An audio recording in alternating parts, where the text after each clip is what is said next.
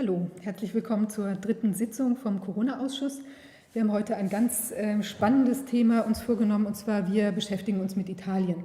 Italien war ja quasi ein Wendepunkt, also die schrecklichen Bilder, die man aus Italien gesehen hat, die haben sozusagen alle so schockiert, ja, dass eigentlich der Lockdown irgendwie auch quasi eine ganz natürliche Folge war, so schien es jedenfalls, von den schrecklichen Bildern, die man da gesehen hat. Wir haben jetzt Spezialisten aus Italien gefunden, die uns gleich Rede und Antwort stehen werden. Es sind sehr hochkarätige und spannende Personen, die aus dem wissenschaftlichen Bereich einen sehr guten Einblick haben, was da los ist. Jetzt wollen wir ganz kurz, bei uns ist auch wieder Dr. Wolfgang Wodak. Und wir wollen mit ihm jetzt noch mal ein klein bisschen vertiefen, wie sich das mit der Lage in Italien aus deutscher Sicht dargestellt hat. Ja.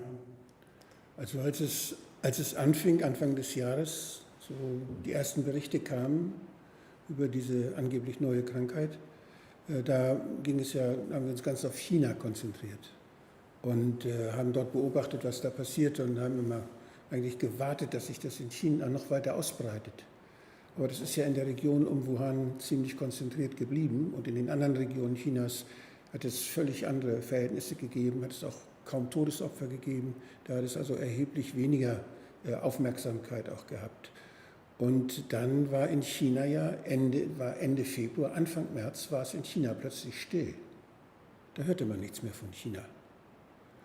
Und genau das war der Zeitpunkt, wo praktisch Italien dann die Aufmerksamkeit auf sich gezogen hat. Und die schrecklichen Bilder von China wurden abgelöst von den Bildern aus Bergamo. Das war, als wenn man einen Staffellauf gemacht hätte, als wenn die Krankheit einen Staffellauf gemacht hätte.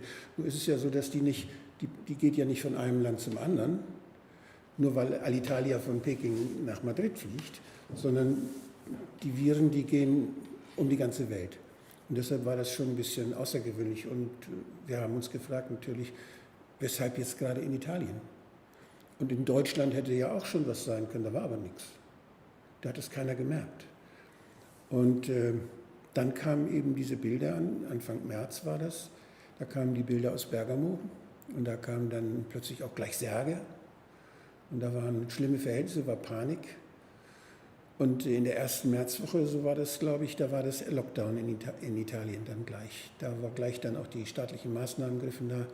Und es wurde vorher schon durch diese Bilder, wurde schon so viel Angst erzeugt, dass dort vermutlich dann auch in der Bevölkerung starke Reaktionen stattfanden. Und wir haben zum Beispiel uns gefragt, kann es sein, weil es so viele alte Menschen waren, fast ja nur alte Menschen, die dort als Opfer dann registriert wurden, dass da irgendwas mit der Betreuung der alten Menschen vielleicht schiefgegangen ist. Denn nach Italien ins Krankenhaus, ich habe angerufen bei der Kassenärztlichen Vereinigung hier in Deutschland und habe dort mit dem Chef gesprochen sogar. Und er meinte, oh ja, seien Sie mal vorsichtig, in Italien, die Italiener, die haben Angst, wenn sie in ihre eigenen Krankenhäuser gehen müssen. Und was ich dann nachgesehen habe, ist, dass es sehr viele nosokomiale Infektionen in Italien gibt, einmal, viel mehr, um eine Zehnerpotenz höher als zum Beispiel in Deutschland, wo es auch schon schlimm ist, viel zu schlimm ist. In Holland ist es besser als bei uns.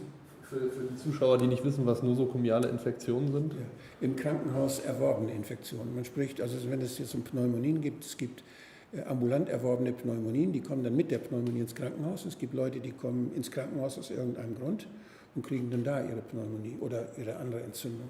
Also das ist eine Entzündung, die im Krankenhaus erworben wird, eine nosokomiale Infektion.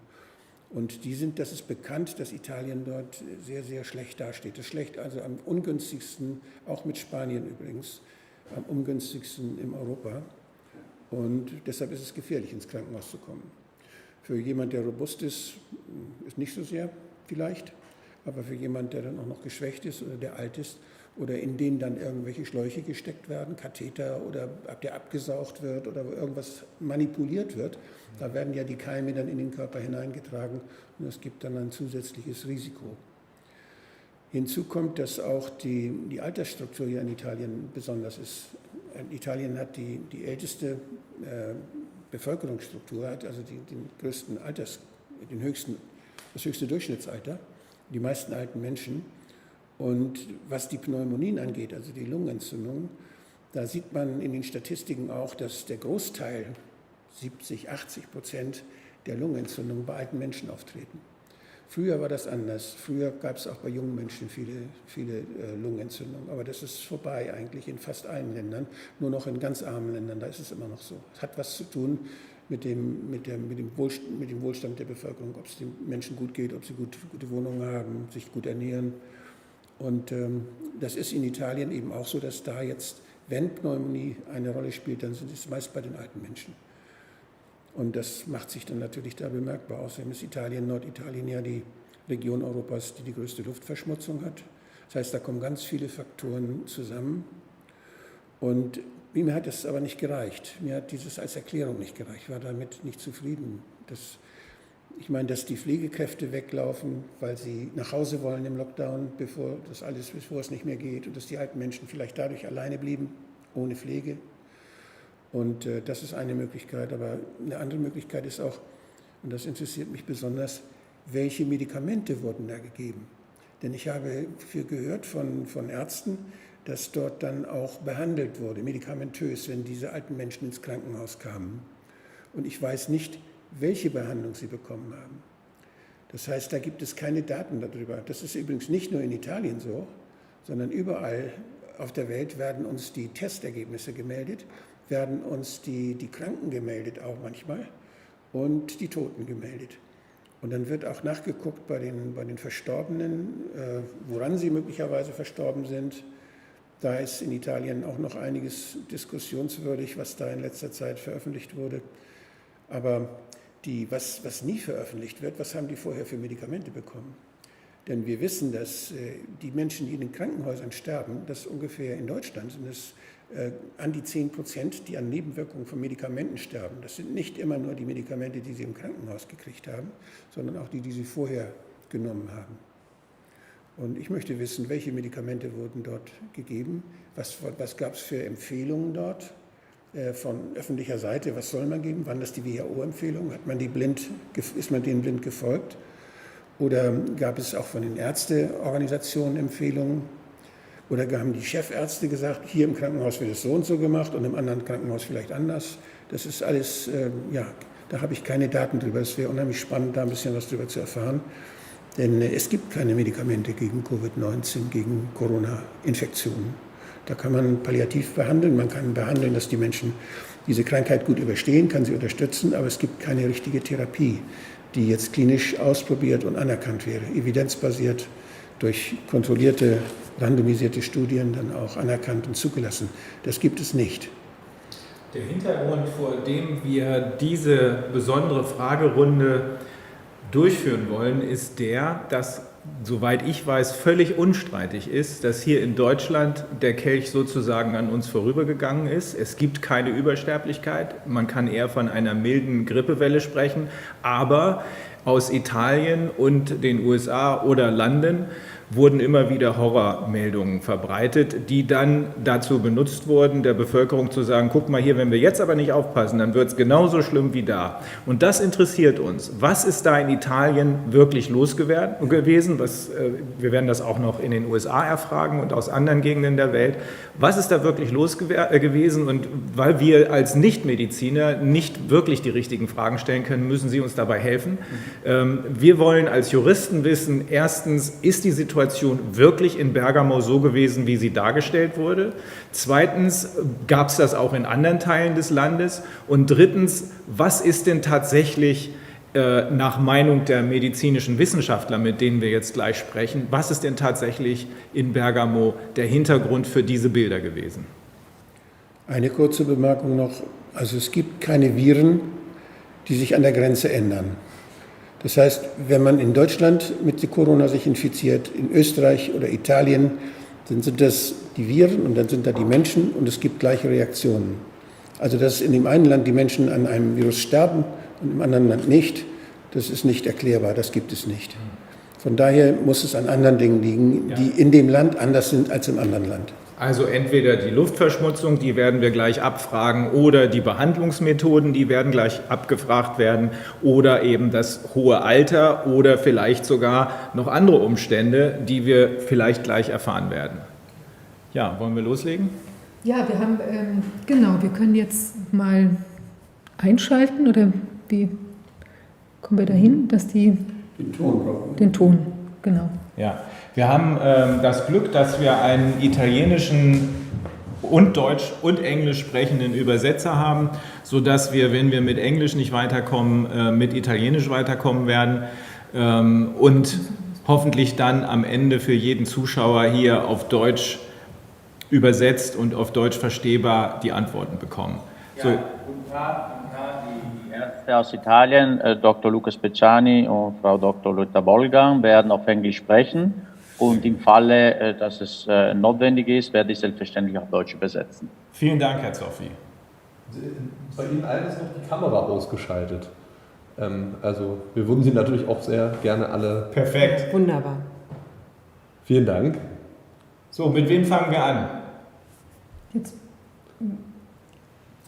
das Mikrofon ist aus. Dr. Luca Speciani würde ich sagen. Ja. Okay, sehr gut. Luca? Luca, could you please present yourself?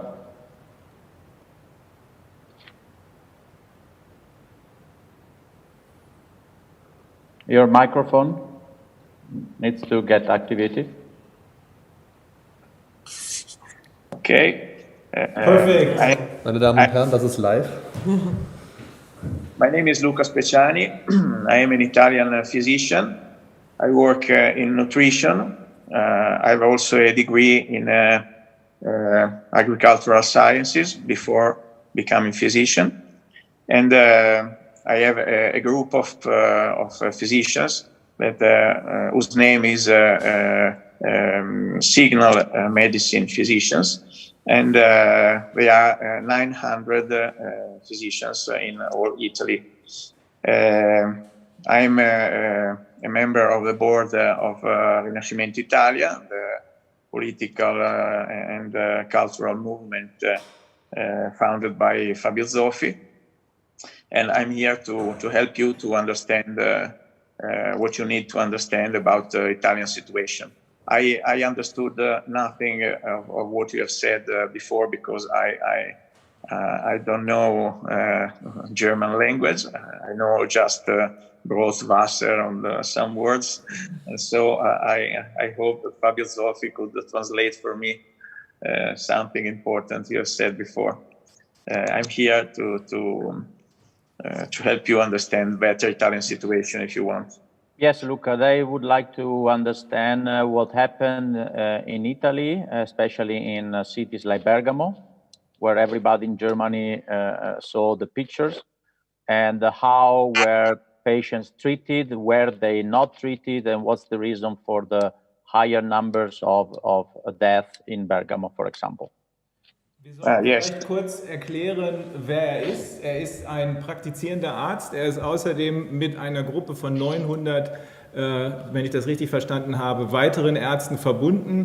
Außerdem noch in einer anderen Gruppierung, korrigieren Sie mich bitte, Herr Zoffi, wenn ich es falsch verstanden habe, die ein Netzwerk in Italien gebildet hat, um sich gegenseitig unter anderem über die Corona-Hintergründe zu informieren. Ist das so richtig, Herr Zoffi?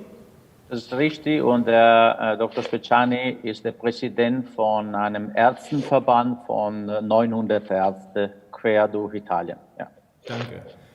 Ja, Mr. Speciani, can you tell us what is really going on in Italy and what was going on in particular in Bergamo according to your experience? Yes, I live near Bergamo, 20 kilometers from Bergamo, so my experience is very direct. And we have a strange situation in Italy because mortality in Italy was similar to past year in every Italian region and also in Lombardy. Except the two places of Bergamo and Brescia. In Bergamo and Brescia, there were two particular situations. The first situation was the great number of vaccination that had been done in people of Bergamo and Brescia.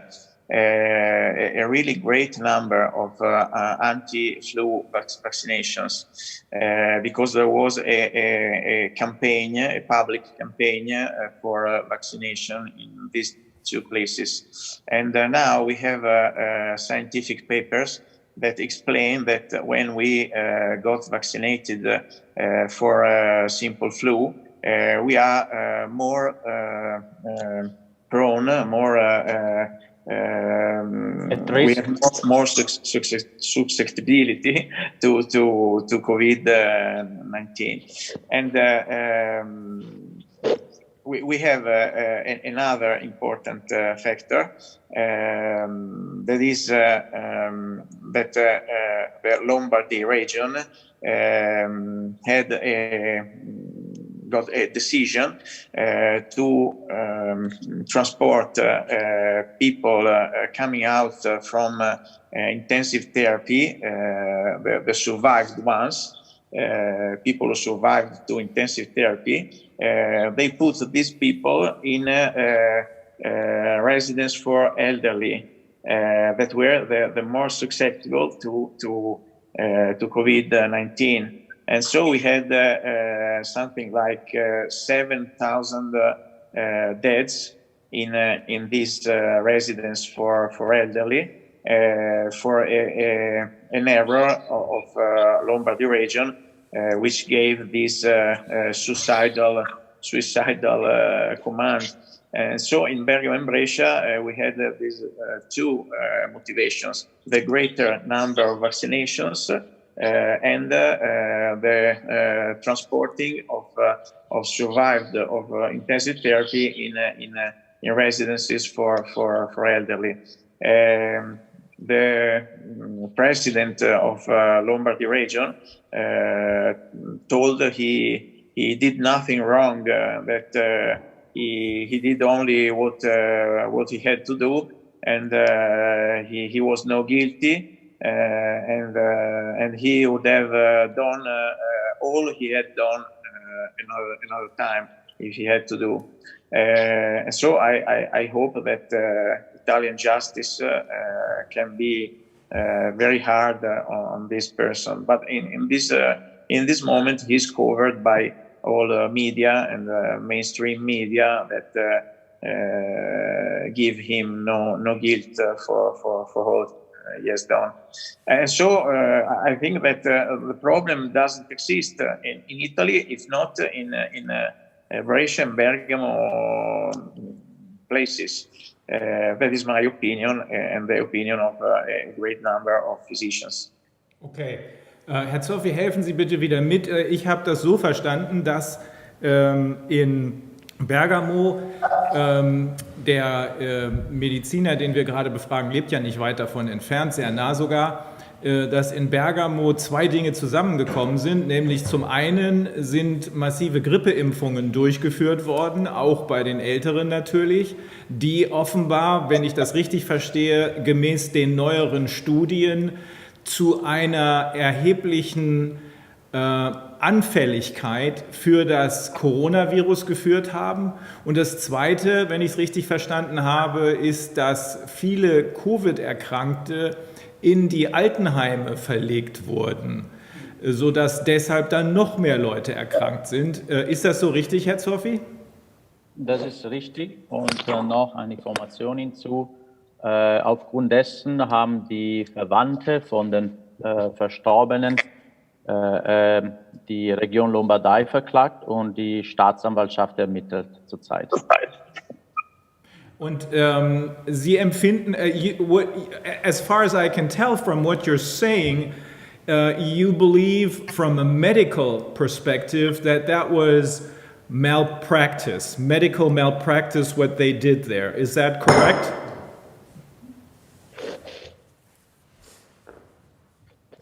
Or how do you think how would you judge what was done in Bergamo? Was that medical malpractice? Was it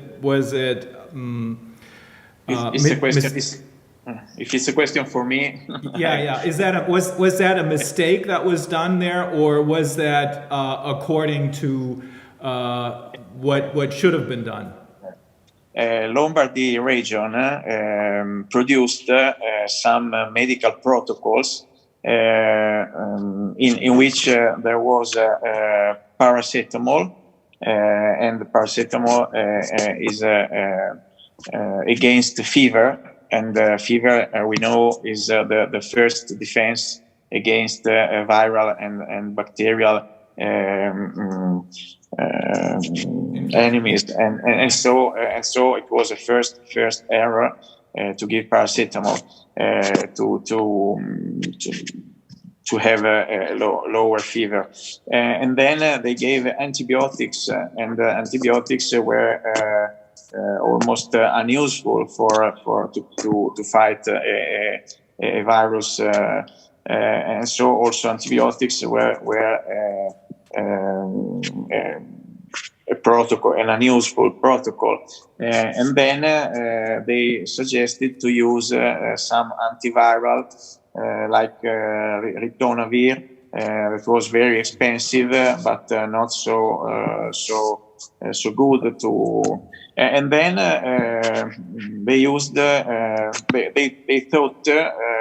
It was a pulmonary problem, and it was not a pulmonary problem, but because autoptic exams were not allowed, people didn't know how to do, and they didn't know that it was an intravascular thrombophilia that killed elderly people. And when we, with autoptic exams, we understood that it was a thrombophilic problem and not a pulmonary problem, it was too late, and many people were already dead. And it was useful to use heparin to help these people, but heparin were not used because the cost of heparin is very low, and it was suggested to use ritonavir and tocilizumab to care people, and they were not so efficient in caring people that it was heparin. And in the end, Dr. Giuseppe De Donno in Italy utilized the blood of infected people, and he told that in Mantua, in Lombardy, he had no death for 1 month with all his patients, and he was not only it was censored by Italian government, and it was cancelled by TV programs, and they sent to him policy to and carabinieri to he was minacciato, he was frightened by police, and so on. And so there was a clear not will from Italian government to use the medical care that would have been efficient in caring people. And so many people died by this cause. Herr Zoffi, wenn ich das richtig verstanden habe, übersetzen Sie gleich noch mal ein bisschen weiter. Wenn ich es richtig verstanden habe, kommt nach Meinung von Herrn Speziani auch noch dazu, dass falsche Medikamente ausgewählt wurden, die Immunabwehr geschwächt haben. Habe ich das richtig verstanden? Das ist Folgendes passiert. Das Gesundheitsministerium hat Richtlinien erlassen, und nachdem die Patienten mit Vitamin C und Antibiotika zu behandeln waren. Sie sind danach nach Hause zurückgeschickt worden. Diese 2 Medikamente haben natürlich nicht geholfen. Als die Erkrankung schwer wurde, sind die Patienten dann wieder ins Krankenhaus gekommen und da hat man plötzlich die künstliche Beatmung einsetzen müssen. Wir reden von Patienten, die im Durchschnitt auch um die 80 Jahre alt waren und die vorher krank waren. Die geheilt wurden, das hat Herr Speciani vorher gesagt, wurden in die Altersheime geschickt, wo sich dadurch sämtliche andere ältere Menschen infiziert haben. Also eine reine Katastrophe, die Behandlung, die Rücksendung zuerst nach Hause und dann in die Altersheime. Das ist alles in Norditalien passiert. Und diese Zurücksendung, die kam deshalb zustande, weil es nicht genug Platz in den Krankenhäusern gab? Es gab eine Verordnung von der Region Lombardei, deswegen ermittelt auch die Staatsanwaltschaft. Das Datum ist der 8. März, wonach aufgrund von mangelnder Plätze ältere Menschen Platz gefunden haben in Altersheimen. Und diese Unterlagen, die Klage und die Sachen, das wäre schön, wenn Sie uns das zur Verfügung stellen könnten. Dann können wir uns das sind auch alle öffentliche Dokumente, klar. Okay, super. Kann ich vielleicht Herrn Dr. Roder fragen, ob er uns das nochmal, auch für die deutschen Zuschauer, nochmal kurz zusammenfassen könnte, was die Medikamente, die Dr. Speciani gerade benannt hat, dass wir das alle nochmal nachvollziehen können, worum es da ging. Ja, was hat das bewirkt? Also, wenn Vitamin C gegeben wird, das schadet nicht da. Aber wenn Antibiotika gegeben werden, dann belastet es schon. Antibiotika helfen nicht dabei, bei einer akuten Viruserkrankung nicht. Es kann dann helfen, wenn eine bakterielle Superinfektion nachgewiesen ist, wenn das eitriges Sputum dann ausproduziert wird und wenn man dann eine bakterielle Pneumonie hat, dann könnte das was wirken. Aber bei einer viralen Pneumonie oder bei einer viralen Bronchitis sowas zu geben, ist belastend, zusätzlich belastend. Noch eine wichtige Information, die ich übersetzen sollte von Dr. Speciani, der erzählte von dem Professor De Donno, der die Plasmatherapie eingesetzt hat in Mantova und seitdem er das macht, also Blut von ehemaligen Covid-Erkrankten, die dann geheilt wurden, durch die Plasmatherapie gibt es keine Patienten, die mehr sterben.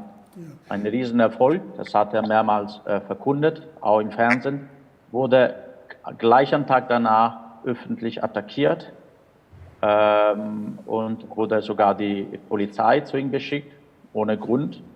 Aber die Ärzte von dem Krankenhaus und auch von anderen Krankenhäusern, nicht nur in Mantova, haben weiterhin bestätigt, dass aufgrund von der Plasmatherapie und dieser Behandlung alle Patienten ziemlich schnell geheilt werden und werden sofort nach Hause geschickt. Ich habe noch vorhin etwas verstanden, dass auch antivirale Medikamente gegeben wurden. Und das wäre spannend. Und dann habe ich was gehört, dass deswegen auch, dass da die Kosten auch eine Rolle gespielt haben. Dabei wäre es wichtig, gab es finanzielle Anreize, teure antivirale Medikamente oder neue Medikamente, immunmodulierende Medikamente zu geben? Oder spielt es keine Rolle, was diese Medikamente kosten? Ja, das spielt eine Rolle, wie der Dr. Speciani sagte, zum Beispiel man hat Heparin, es ist mittlerweile bekannt, dass Heparin hilft und Heparin ist sehr billig, wurde nicht eingesetzt, genauso wie dann Hydroxychloroquin. Wer entscheidet das? Wer hat das entschieden, dass diese... Das Gesundheitsministerium. Mhm. Gibt es darüber... Ja. I farmaci usati, dico a Fabio, erano Ritonavir e Tocilizumab. Uno è un... Das sind die zwei Namen von den zwei Medikamenten, die verschrieben wurden. Ritonavir antivirale e Tocilizumab invece un farmaco, è un anticorpo monoclonale. Però molto costosi, entrambi poco efficaci, questo è il senso. Beide sehr teuer, kaum wirksam. Did the patients have to pay for this extra? Non ho capito, I didn't understand. Did the patients have to pay for this on top of their insurance, or did the insurance companies cover this? Or the public insurance, did the public insurance cover the expenses for these kinds of treatments, or did the patients have to pay for it themselves? No, in Italy, all the public cares are free. Nobody pays anything to be cared. So these very expensive medicines were paid by the government, by the state, not by insurances. It was enough. The public service of Italy sanitary system. So it was the government that decided what medication to use, and it paid for it with the taxpayers' money. Yes, exactly. Since 1978, that Italian government pays for all cares of every citizen without insurances. Okay. We have some tickets, some participation to payment, but all the most expensive cares are paid by the government. Wenn ich es richtig verstanden habe, Herr Zoffi, bedeutet das, dass hier sehr teure, aber jedenfalls nach Meinung von Dr. Speziani, sehr teure, aber nicht wirksame Medikamente eingesetzt wurden und die günstigeren, billigeren Medikamente, die aber wirksam sind, nach seiner Meinung, die wurden sozusagen zur Seite geschoben. Ist das so richtig übersetzt? Das ist richtig, und sogar, dass es später dann Hydroxychloroquin, die sehr wirksam ist, insbesondere wenn sie frühzeitig eingesetzt wird, sogar verboten wurde. Genau wie in Amerika. Okay. Und die Intubierung, also so the intubation that they did, how much does that cost? So how much did the hospital gain from using an intubation? Could there also have been like some financial perks? Luca? No, non capisco quando parlo in tedesco o in inglese perché sento un po' male. Hanno chiesto se sai quanto gli ospedali hanno ricevuto per l'intubazione. No, I know that the cost of an intubation is a very high cost, but I don't know exactly the numbers. I heard 20,000 euros for one intubator. I know nothing more than this. And we had in the moment of peak, we had about 5,000 people in intensive therapy. So 5,000 people, and it was the number of intubators. It was about 5,000 intubators, and so it's easy to do the calculation. So all of these patients, 5,000 patients, were put on respirators and were intubated. Cosa ha chiesto? Se tutti questi pazienti sono stati intubati, quelli di Bergamo. I think that people who Klinisch behandelten Patienten wurden intubiert. Herr Wodak, wie sehen Sie das? Ist das eine medizinisch ordentliche Vorgehensweise, oder gibt es Anhaltspunkte dafür, dass es eine andere Möglichkeit gibt? Nein, damit hat man Menschen, die sehr alt sind, wahrscheinlich sehr, sehr stark gefährdet.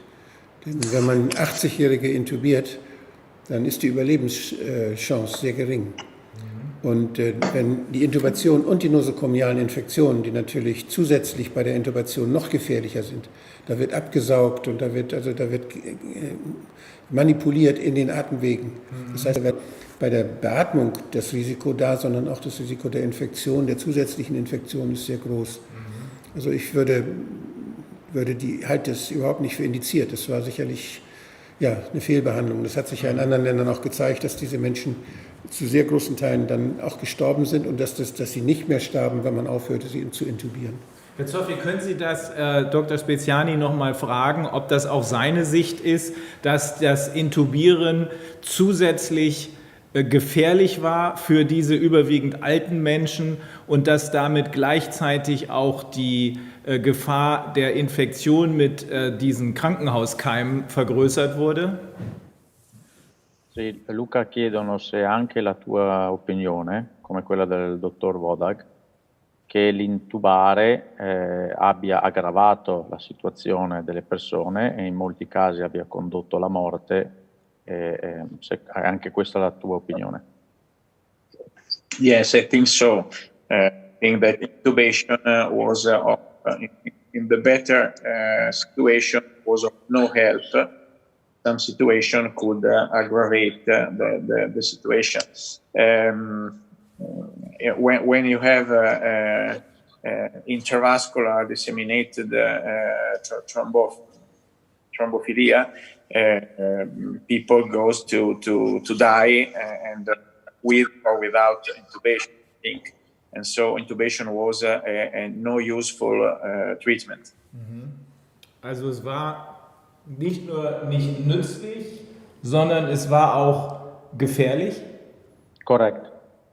Und ich habe mal noch eine Frage. Wir haben ja auch gehört, dass dass ja viele der auch insbesondere osteuropäischen Pflegekräfte dann auch wieder zurückgegangen sind in ihre Heimatländer, weil sie eben nicht in dem Lockdown enden wollten. Wer hat denn dann die Pflege in diesen Altersheimen, also insbesondere wenn da auch noch zusätzlich extra pflegebedürftige kranke Menschen auch noch aufgenommen worden waren. Wer hat denn diese Pflege dort denn überhaupt einigermaßen medizinisch korrekt ausführen können?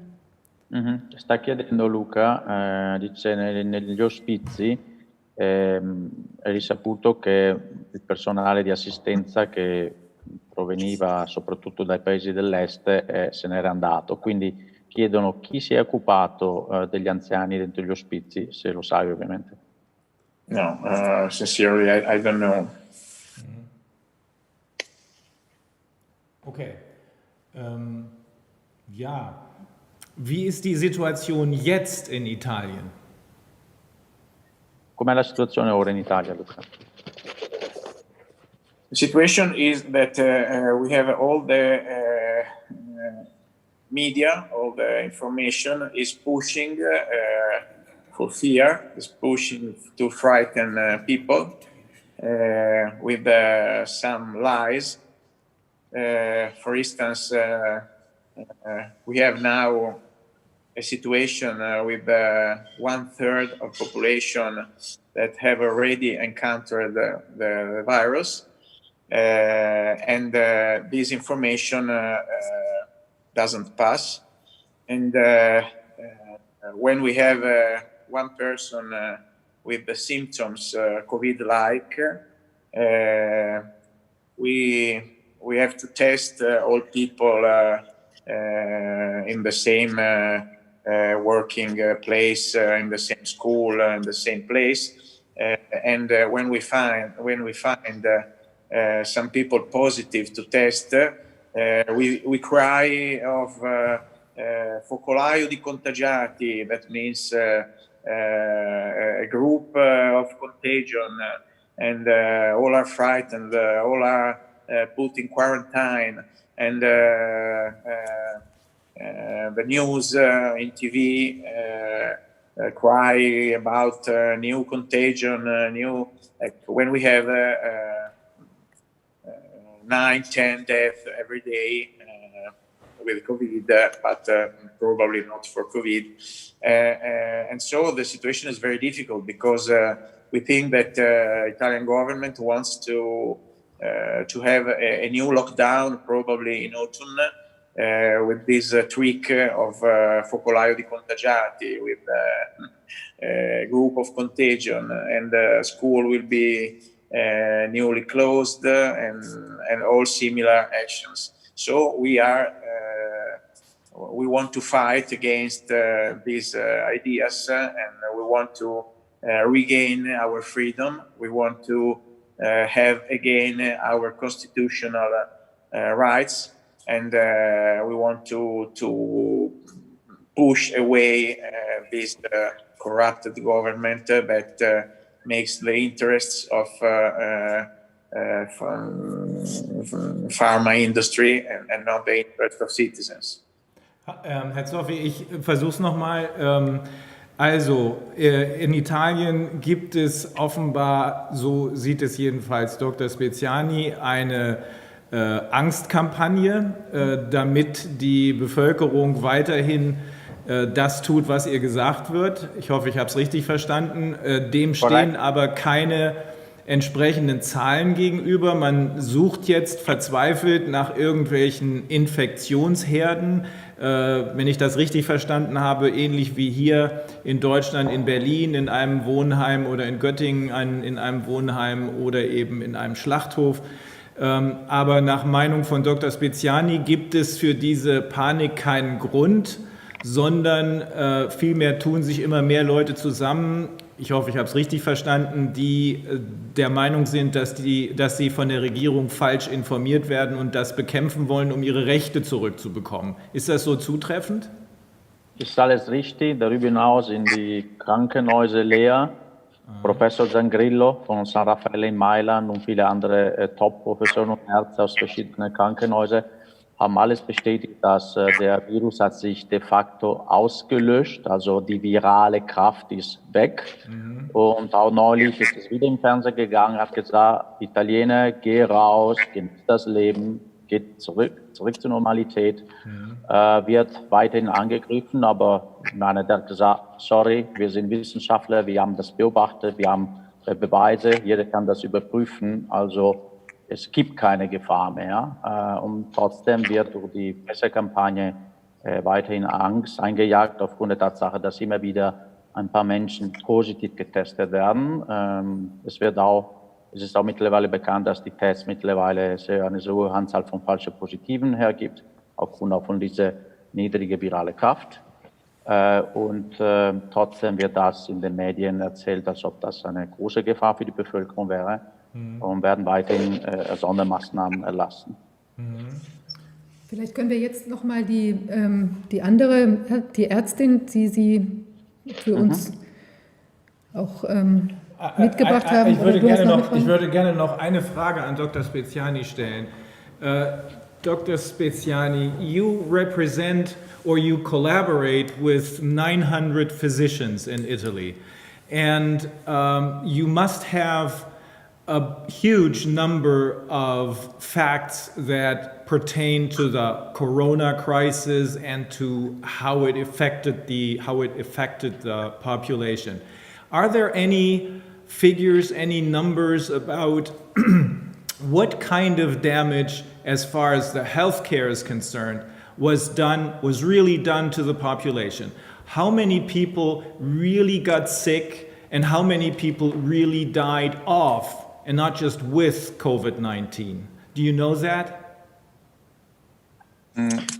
Hai capito? Più o meno, cioè, mi ha chiesto che tipo di danno è stato provocato alla popolazione da questi trattamenti errati? No, voglio sapere se hai dei dati, anche materiale che si può verificare sul numero di morti a causa del Covid e non con Covid. Beh, il professor Tarro ha parlato di 214. Sì. Ma it's difficult to have data about these numbers because when people died, we had the recommendation of Italian government to register as COVID every people that was also in light suspect of COVID.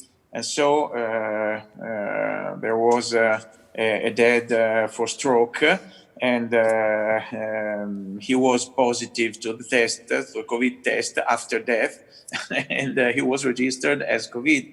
And so I think that 35,000 deaths of COVID registered as COVID, all COVID, surely are not all COVID.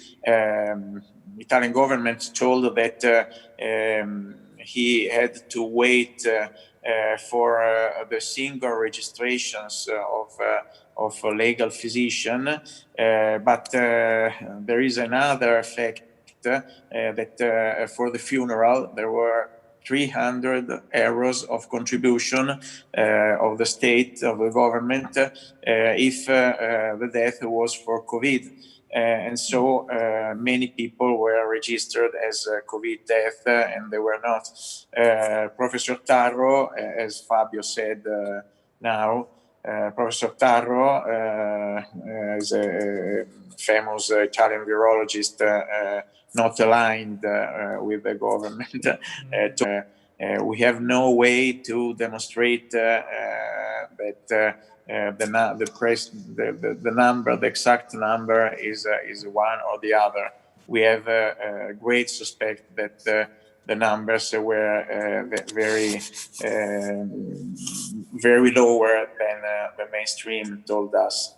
So in other words, there was no clear picture and not enough evidence to really say who died with COVID-19 and who died of COVID-19. In other words, had somebody been tested positive 4 weeks ago and today he was run over by a bus, he would be counted as a COVID-19 victim. Is that correct? Yes, correct. We have statistics about the deaths. And the Italian medium COVID death has 80 years old, and if female, 83 years old, the medium death. And he had 3.3 pathologies consistent at the moment of death, and 75 were male, and 73% were obese. So we had the COVID death were old, obese, and with 3 pathologies. The 3 pathologies were hypertension, cardiovascular disease, and diabetes. Mm-hmm. And the 4th were cancer. I think that it's clear that we have only anticipated of some week or of some month the death of these persons. Also, because we in Italy we have every day 500 deaths for cardiovascular disease and 400 deaths for cancer. So it's very easy to pick from this group and assign to COVID some of these deaths. Now we have 10, 15 dead every day. I think that no one of these is COVID, but they register as COVID, but they are picked up from the 500 cardiovascular death and 400 cancer death of every day in Italy. Also nochmal, Herr Zoffi, wenn ich es richtig verstehe, ist das Medium-Alter, das durchschnittliche Alter der Verstorbenen weit über der normalen Lebenserwartung. Habe ich das richtig verstanden? 83 Jahre und 83 bei Frauen und 75 oder was bei Männern? 80. Okay, 80. Und die Vorerkrankungen, die dabei aus Sicht von Dr. Speziani die entscheidende Rolle spielten, waren Übergewicht, kardiovaskulare Erkrankungen, Bluthochdruck und ähnliches, ja? Sie hatten im Durchschnitt 3,3 Vorerkrankungen. Ja, okay. Herr Wodak, Dr. Wodak hat noch eine Frage. Ja, ich war irritiert, weil ich von der italienischen Gesundheitsbehörde, ISS, habe ich frühe Berichte bekommen, die so das ähnlich sagen wie das, was wir eben gehört haben. Aber es gab jetzt vor einer Woche oder 14 Tagen gab es einen neuen Bericht und da hat die gleiche Behörde zusammen mit einer anderen Stelle berichtet, dass 85% der Verstorbenen wirklich auch an Covid-19 gestorben seien. Es wird aber nicht gesagt, wie das festgestellt wurde. Da gibt es keine Daten darüber.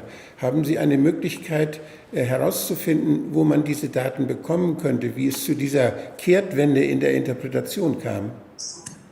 Ja, dieser Bericht wurde analysiert und auch festgestellt, wie das Storytelling mit Absicht geändert wurde. Und ich kann Ihnen diese Analyse zur Verfügung stellen. Hat Dr. Speziani dazu irgendwelche Kenntnisse? Luca chiedono ovviamente come mai all'improvviso è uscito un nuovo rapporto dell'ISS che ha capovolto la storia dicendo che l'85% è morto per Covid, se ne sai qualcosa. Io ho detto che stanno facendo delle analisi, delle parti indipendenti che forniranno i risultati a breve, però se tu sai qualcosa, prego. No, it's a simple trick. It's not. It's a false date. They analyzed only 1/6 of the total death, 1/6, and in this 1/6 they analyzed what was written by the physicians at the moment of death. And so I think that it's a false date. It's not a date, a correct date. I don't know how it's possible to analyze if you have no autoptic data, if you have no if the point of decision is if the test was positive or not positive. I think that it's simply false information. We have a similar situation here in Germany because it's hard to tell who died of and who died with COVID-19. You may have heard of a very well-known German pathologist, Professor Püschel of Hamburg University, and he did conduct a number of autopsies, and he found that no one died of COVID-19, but all of these patients died of other causes. Most of them were past their median life expectancy. So did anybody ever conduct any autopsies in Italy so that there's precise data, or were no autopsies conducted? No, I think that if I understand the question, if you have autoptic data, the data are good data, but if you make the count with the two words written by the legal physician that wrote these two lines at the moment of the death, you have a data not correct. So I think that the number of real COVID death is very low, very lower than they told us. I think Loretta, fra Dr. Volgan, could answer this question. Loretta, se vuoi rispondere a questa domanda, ovvero se sai se sono state fatte autopsie in Italia e quali sono stati i risultati. Yes, so the autopsy, we have some numbers of autoptic studies and that were also published. I would say that we had some delay on the publications of these results, but the best information that we had from this is that we have a particular group of people that have COVID-19 with the disseminated thrombosis. Mm-hmm. So what they found out at the end of April, pretty much April, beginning of May, it was that most of the people that had lung disease, they were dying because of this coagulation problem. So after this, we had many publications on this issue. Before this, we had very heavy limitations for physicians to publish or to perform the autopsy, like I said, Dr. Speziani. So the main problem was this one, we reached about 25,000 people before that we could know how was the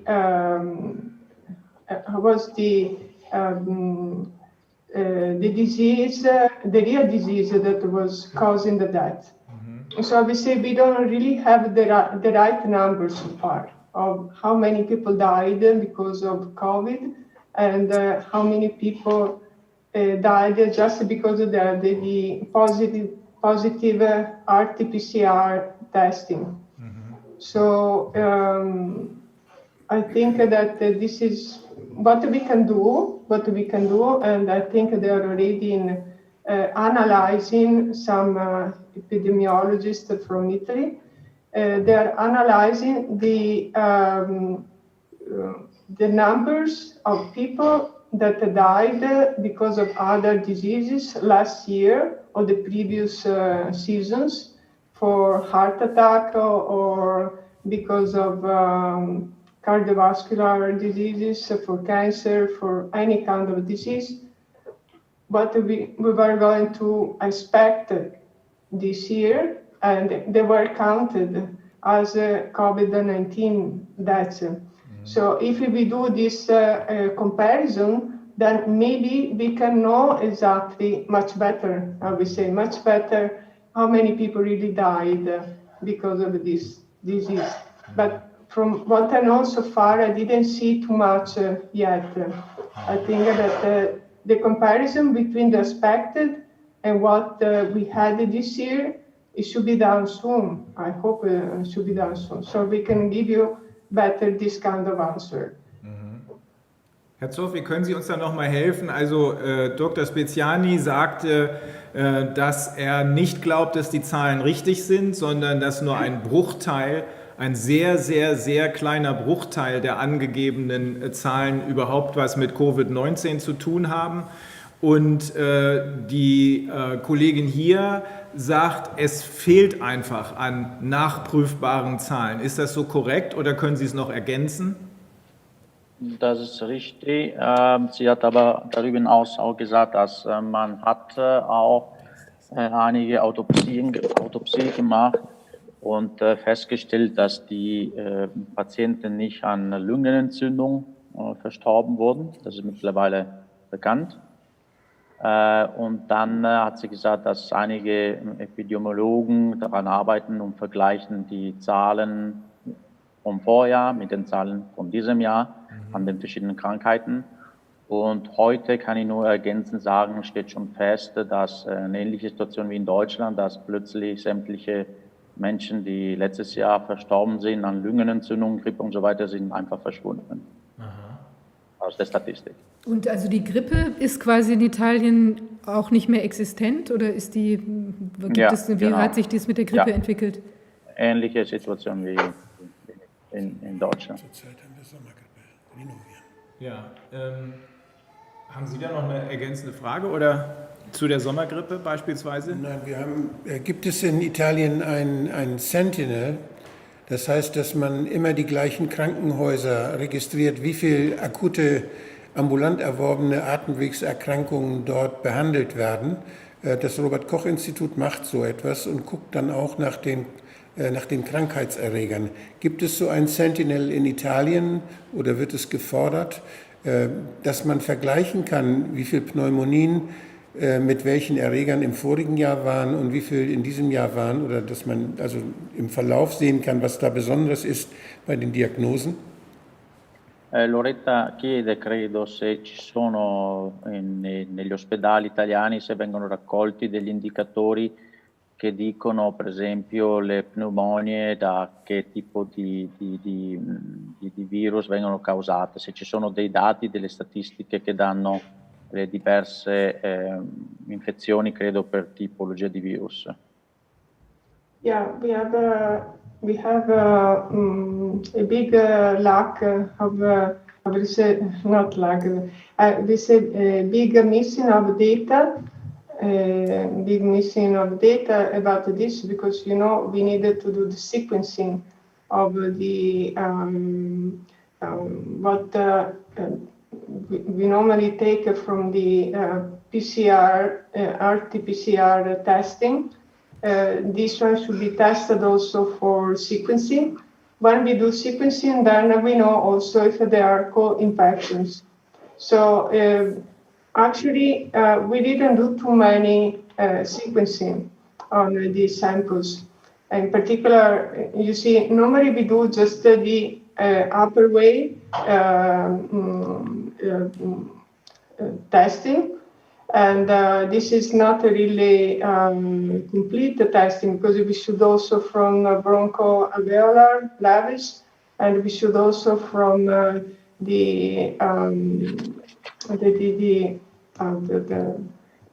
come si dice feci in italiano, in inglese che non mi ricordo più.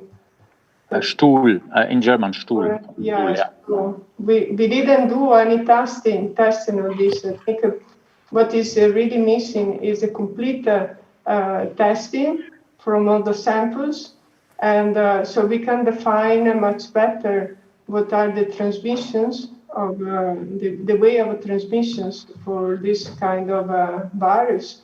But what I can say is that from the preliminary results that I could see from sequencing, most of the people, the severe one, have co-infections, but the one that you can catch when you are in hospital. So this it means that these people get this infection when they are in the hospitals. And most of the time they are also antibiotic resistant.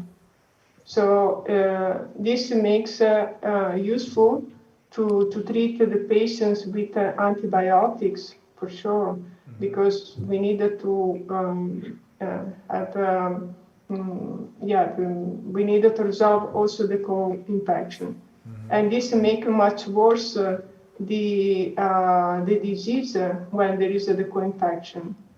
So I would say that from what we could understood so far from the disease, it's that for sure we have two kinds of two times, let's say, two stages of the disease. The viral disease that is very similar to flu, and it doesn't give too many problems if the person is able to recover from this kind of disease. You can treat, of course, at home.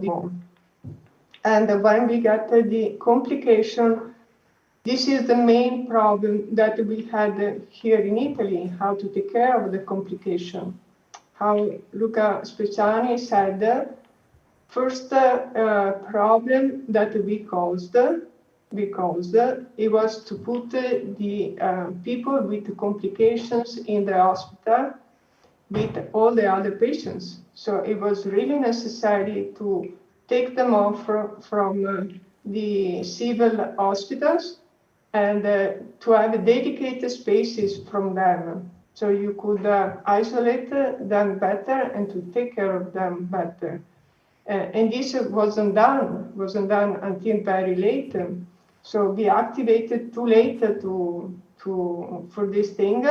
And this, of course, made hospitals to be a center of disease. It became a new center, a new epidemic center, the hospital in this case. So we have an important percentage of people that got sick in the hospital because they got they got infected from people that were in there.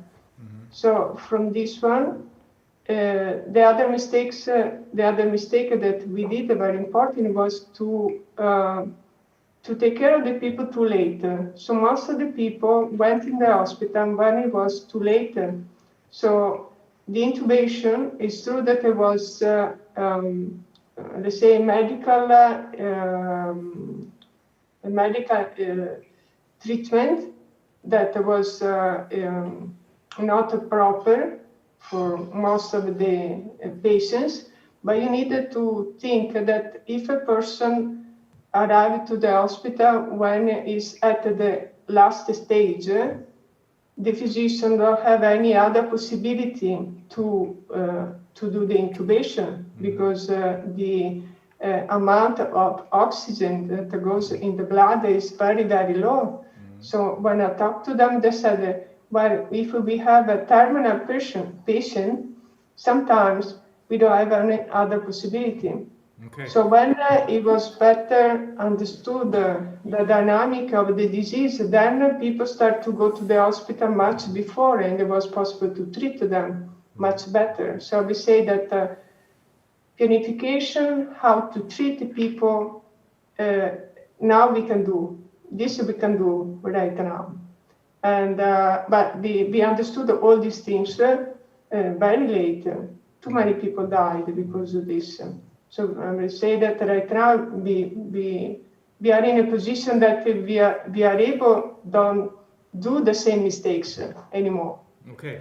So let me just try and summarize this because this is a lot of medical information, and maybe I shouldn't do it, but rather Dr. Wodak should do it, just to make sure that we understood you correctly. Or can you help us, Mr. Zoffi, again? Because from what I gathered, there was a lot of malpractice, wrong treatment.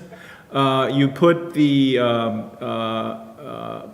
basically, you have two groups of people, one who showed only mild or no symptoms at all, and then a much smaller group of people who showed severe symptoms, correct?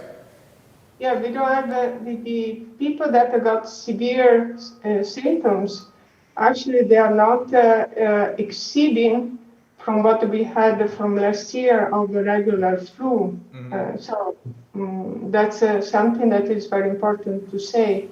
The problem is how we manage these people. Something was coming in Italy. We need from the beginning to get, it was necessary to get ready from the beginning to isolate the patients in a separate hospitals. So you're saying it what should have been done is take those patients who are at risk and protect them and leave everybody else alone. Is that correct? Exactly. Okay. Did I miss something? Herr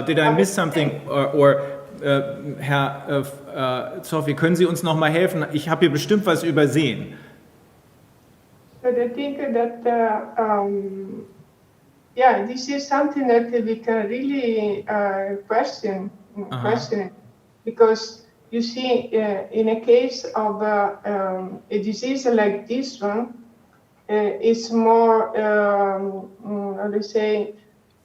it makes more sense to isolate the patient that has the severe disease, and not everybody has to shut down. So all the country has to shut down.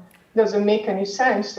So you do inverse lockdown. You should do an inverse lockdown. That means that you needed to isolate the patient and treat the patient. Okay. Eventually, you try to you can have some precautions with the people that are in direct contact with the sickness, so the sick person. I say the people that live with the person. You can try to see for 15 days if they get sick or not. Instead, in this moment, what is happening? Every person that has a positive RT-PCR test is isolated. Yeah. They keep the person at home. He can't go out. He can't go to work. Yeah. And this is not correct. I would say is also legally not correct, because you think that RT-PCR just tell you that the virus is there, but it doesn't give you any information if you are contagious to other people or if you are developing the disease. So this all seems to point once again to the problem with the PCR tests. What do they really tell us?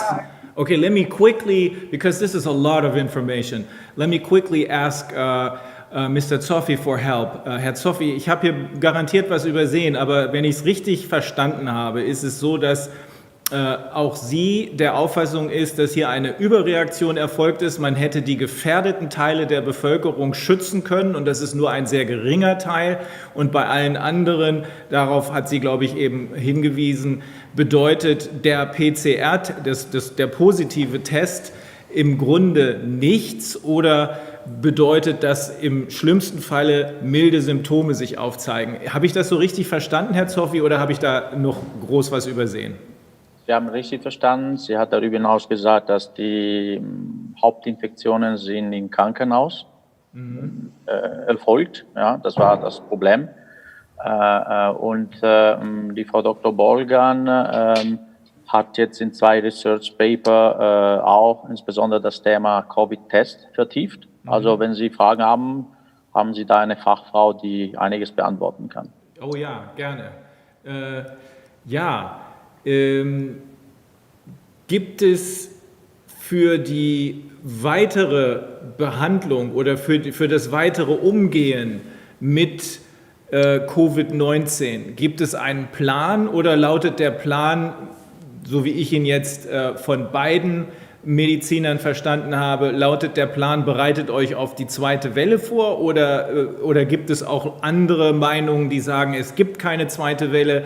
Das, was ich eben gehört habe, deutet ja darauf hin, dass beide Mediziner der Auffassung sind, dass es jetzt schon vorbei ist. Ok, 2 domande Loretta. Uno, sul tema delle cure, cosa sanno ora i medici, se puoi dare una breve panoramica. E 2, se è opinione dei medici sul campo che ci sarà una seconda ondata o meno. In English, of course. Yeah. So regarding the disease, I would say that not everybody is informed what is exactly COVID-19.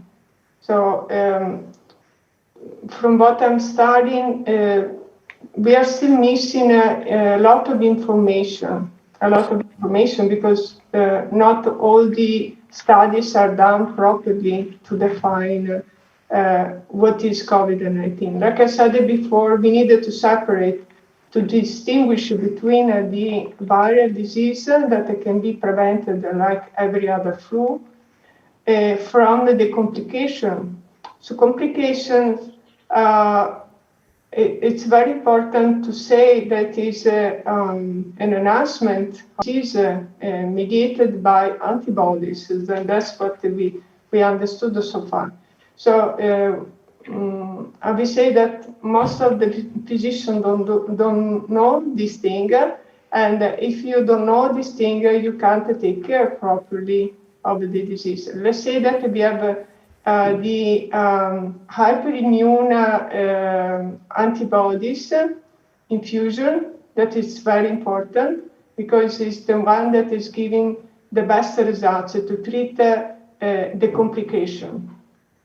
Like I said before, it's very important to treat at the beginning of the complication, means after 7-10 days when started the lung problems, lung disease, then that's the moment that we need to treat. And like I said, we have more and more physicians that are understanding better how to take care of people, but we still have a lot of work to do to spread these informations. On the other side, we still have the problems with the testing, that we are continuing to do RT-PCR when instead we need to define much better what are the testing for the complications, because we have plenty of stages also in terms of complication. So we needed to see the subgroups of patients, how what are their predominant disease. Because of course, if you have a person that has cancer or have diabetes or cardiovascular diseases beside COVID-19, you needed to do a different treatment for them. So from what I see, because I'm just, let's say for Rinascimento Italia, I'm doing a big work of the revision of literature on COVID-19. So I'm just the scientific part. I'm not the clinical part of this work. But like I said before, I think we are in a position to know very well what we have to do right now. And that's the proposal that we are doing, to do inverse lockdown or to do prevention of the viral disease. And for the complication, instead to use the hyperimmune antibodies infusion. And we should put down a protocol right now, because if we look at what happened with SARS, I would say the brother or the brother of this infection, we know that it didn't come anymore. After we didn't have other epidemic like that one. So it's possible that the virus colonized the gut, because what I found is that this virus can be tolerated from our immune system. And it's possible that next wave will not be there, because our immune system start to recognize this kind of virus. Okay. Or it could be, but only in a certain percentage of people that are very, very sick already, like every other flu or every other infection disease that we have here. The main problem, in my opinion, is that if we start to vaccinate, because if we vaccinate like they want to do, because they are doing already this proposal of compulsory vaccination for flu, then we could have, when there is a reinfection for flu or for SARS-CoV-2, we could have the enhancement of the disease. If we have the enhancement of the disease, then we could have the problem that they say that it's the second wave of the disease. Instead, it's the vaccination damage in this case. Okay, let me interrupt. Herr Zoffi, habe ich das richtig verstanden, dass auch sie sagt, so wie Dr. Speziani vor ihr, dass die größte Gruppe der italienischen Bevölkerung von diesem Virus kaum oder gar nicht betroffen ist, dass man aber für eine kleine Gruppe, die medizinisch vorgeschädigt sind oder besonders alt sind, was ja meistens auch mit medizinischen Vorschädigungen zusammenhängt, dass man dafür besondere Vorkehrungen treffen muss, und das andere, was sie zum Schluss gesagt hat, für besonders gefährlich hält sie es, wenn diese Leute, die besonders gefährdet sind, auch noch geimpft werden, weil, so sagt es auch Dr. Speziani, diese geimpften Personen offenbar noch anfälliger sind für Covid-19. Ist das so korrekt? Das ist korrekt. Sie hat noch einiges darüber hinaus gesagt, wie zum Beispiel, dass ihr Vorschlag ist, dass nachdem wir immer mehr verstehen, welche Stufen die Infektion hat, dass man auch gesonderte Tests hat für jede Stufe, damit man dann besser weiß, wie diese Stufe zu behandeln ist. Ja. Zweitens, dass sie erwartet, dass genau wie bei SARS 2009, dass unser Immunsystem zurechtkommt, wie gesagt, für den größten Teil der Bevölkerung. Sie hat herausgefunden, dass die Viren sich im Magen einsiedeln. Ja? Und die Schutzmaßnahmen für die Älteren, die auch schwer vorerkrankt sind, hat damit zu tun, dass sie eben dann die könnten natürlich auch von einer normalen Grippe infiziert werden. Und man müsste sie schützen, auch gucken, wenn sie Covid bekommen, dass man sie schnell behandelt und in welche Phase die Infektion verläuft. Und die Frau Dr. Bolgan ist eine Spezialistin in Impfstoffe seit 10 Jahren. Und es ist bekannt in der Literatur, dass Impfungen das Risiko erhöhen, insbesondere in der älteren Bevölkerung, wenn dann eine neue Infektion kommt, dass die Wirkung von dieser Infektion deutlich schwerer wird. Das ist ja genau die Beobachtung, die in 2 Studien, die mir bekannt sind, sehr, sehr deutlich geworden ist. Die eine holländische Studie, die alte Menschen verglichen hat, die gegen Grippe geimpft worden sind und die nicht geimpft worden sind. Und da hat man festgestellt, dass diejenigen, die gegen Grippe geimpft worden sind, auch weniger Grippe bekommen haben, aber genauso oft Pneumonien bekommen haben wie die nicht geimpften.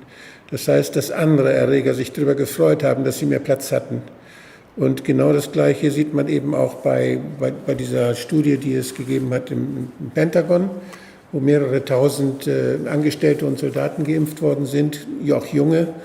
Und da hat man festgestellt, dass die Infektionen mit Influenzaviren geringer waren, schon bei den Geimpften, aber dass dort mehr Coronaviren nachgewiesen wurden. Das heißt, das deckt sich mit der Beobachtung, die eben geschildert wurde. Herr Zoffi, ich habe ganz unhöflicherweise vergessen, Frau Dr. Bolga vorzustellen. Können Sie das kurz machen? Loretta, could you briefly present yourself? He apologizes that he forgot to ask you. Yes, I'm very sorry about my stupid mistake. I'm really sorry I was so rude as to not introduce you, but I would like you to do that for me, please. Thank you. Yeah, I didn't thank you neither for the invitation to talk with you. I'm very honored for that. But I'm graduated in pharmaceutical science, pharmaceutical chemist. I'm a pharmaceutical chemist, actually. And I had my PhD on pharmaceutical science. I worked as a research fellow in Boston, Harvard University, where I worked as molecular biologist and start to know better the field of genetic engineering. I worked for a pharmaceutical company as responsible for the registration dossier for medicines. And after I started to work as consultant for a no-profit association, for many kind of association on freedom of choice for vaccination or also for therapies, because, you know, we have many problems also for cancer therapies or other kind of diseases, and also on environment defense, environment pollution, pretty much. So that's my main work that I do. Mostly the last 10 years, I would say, concentrated more on vaccination.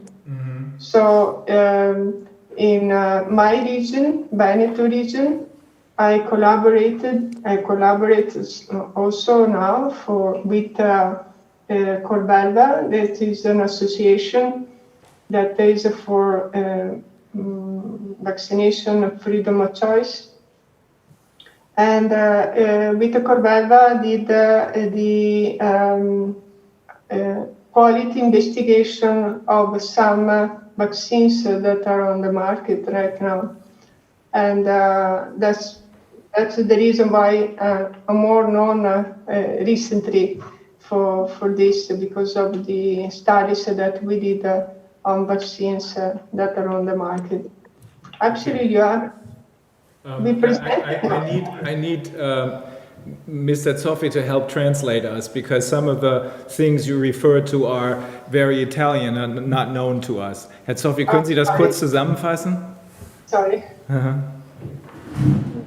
Die Frau Dr. Bolgan hat eine Doktorarbeit in Pharmaceutical Chemistry, Molekularbiologie, und sie hat in der Pharmaindustrie gearbeitet, auch im Bereich nicht nur Forschung, sondern auch Genehmigungsverfahren für Impfstoffe.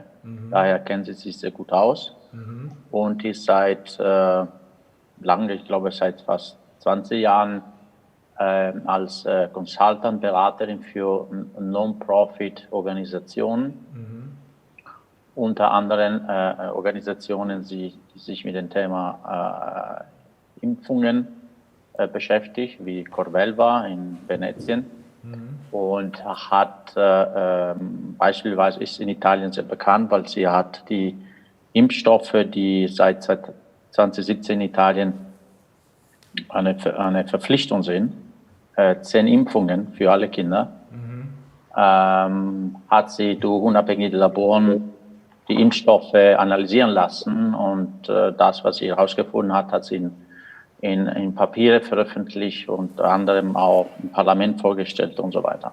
Was kam dabei raus?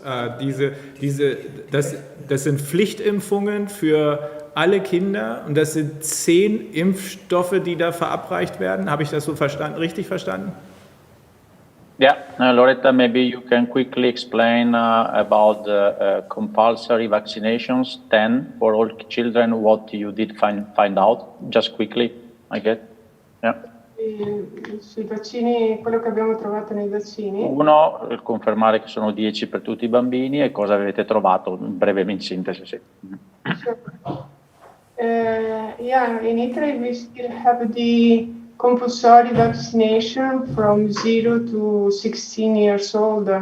So we have hexavalent vaccine, that is the hepatitis B, polio, tetanus, diphtheria, Haemophilus, and pertussis. Plus we have other 4, that is measles, mumps, rubella, and varicella. The main problem of these vaccinations is that 0 to 6 years old children, if they are not vaccinated, they can't go to school. So really, that's a huge question that we have here in Italy. Instead, from 6 to 16, the children can go to school, but you should have to pay a fine for that. Okay, wenn man also nicht geimpft wird, kann man nicht zur Schule gehen. Aber die Impfungen, die sie eben genannt hat, Herr Zoffi, hören sich genau so an wie die Impfungen, die es auch in Deutschland gibt. Der Unterschied scheint nur der zu sein, dass es dort Zwangsimpfungen sind, weil wenn man nicht geimpft wird, darf man teilweise nicht zur Schule gehen. Ist das richtig? Man kann nicht in den Kindergarten, also von 0 bis 6. Aber nachdem in der Verfassung noch feststeht, dass Kinder das Recht haben, die Schule zu besuchen, wenn Kinder, die nicht geimpft sind, zur Schule geschickt werden, müssen die Eltern ein Bußgeld zahlen, wenn die Kinder nicht geimpft sind. Sonst sind sie auch dazu gezwungen. Genau. Ist denn aber, vielleicht kann man das mit einer kurzen Antwort versehen, ist denn aber die Impfung oder die Serie von Impfungen, die da vorgenommen wird, gibt es daran irgendwas auszusetzen? Ist das in irgendeiner Weise schädlich? Weil ich habe das Gefühl, dass das genau die gleichen Sachen sind, die auch bei uns geimpft werden. Das sind mehr. And Loretta, can you tell what you find out in the content of the vaccines? Yeah. We have to distinguish between the hexavalent vaccine. Hardly acoustically. I can hardly hear it. Yeah. I will tell you more about the quadrivalent vaccine, that is attenuated viruses. So measles, mumps, rubella, and varicella, they are attenuated viruses. Actually, it's a vaccine that is authorized in Germany. And after Italy bought from Germany this vaccine, so we presented to pay your institution that give the registration authorization for the vaccine, because first of all, we found that this vaccine is a fetal DNA vaccine. It's not a viral attenuated vaccine, because we found a huge amount of DNA that is a DNA from a complete individual that is a male from 1966, from a lung tissue from a fetus of 1966. So this DNA also is highly modified. We found a lot of translocations in oncogenes of this DNA.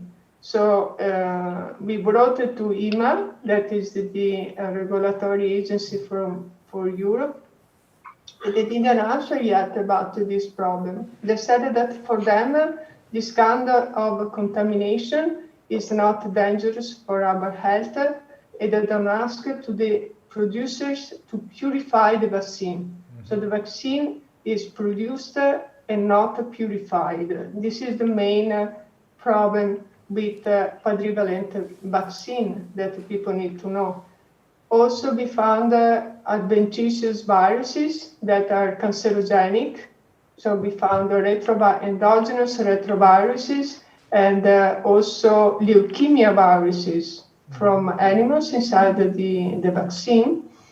And a lot of contaminations, chemical contamination. We had plenty of them, that they're not just residual, they are in important amount, and they should be purified.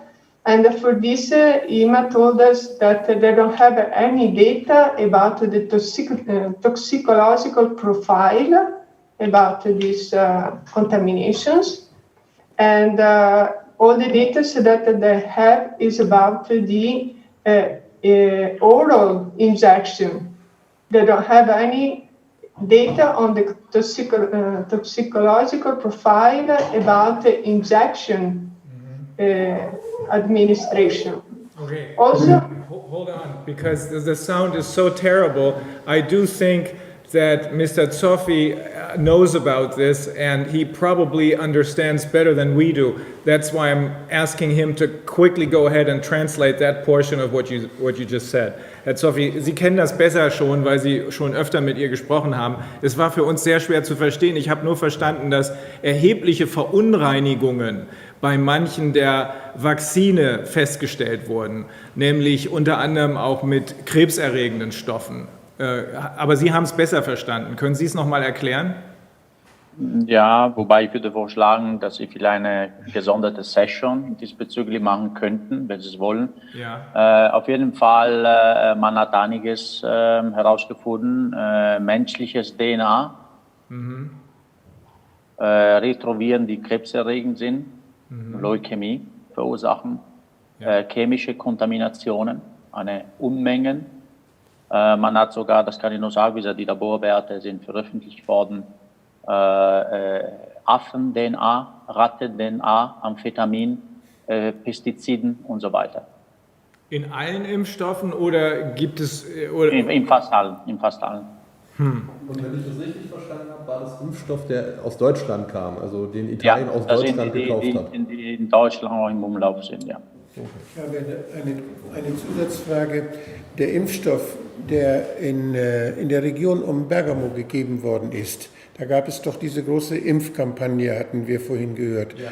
War das ein besonderer Impfstoff? Haben Sie den analysiert? War der anders als sonst die Impfstoffe waren, die in Italien verimpft worden sind?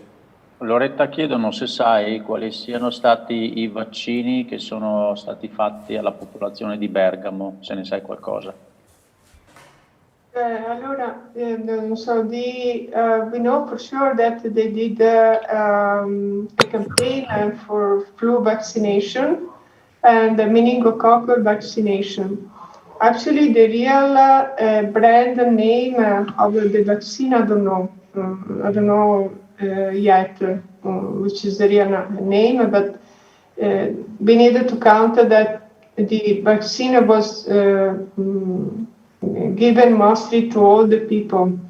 So the quadrivalent for sure.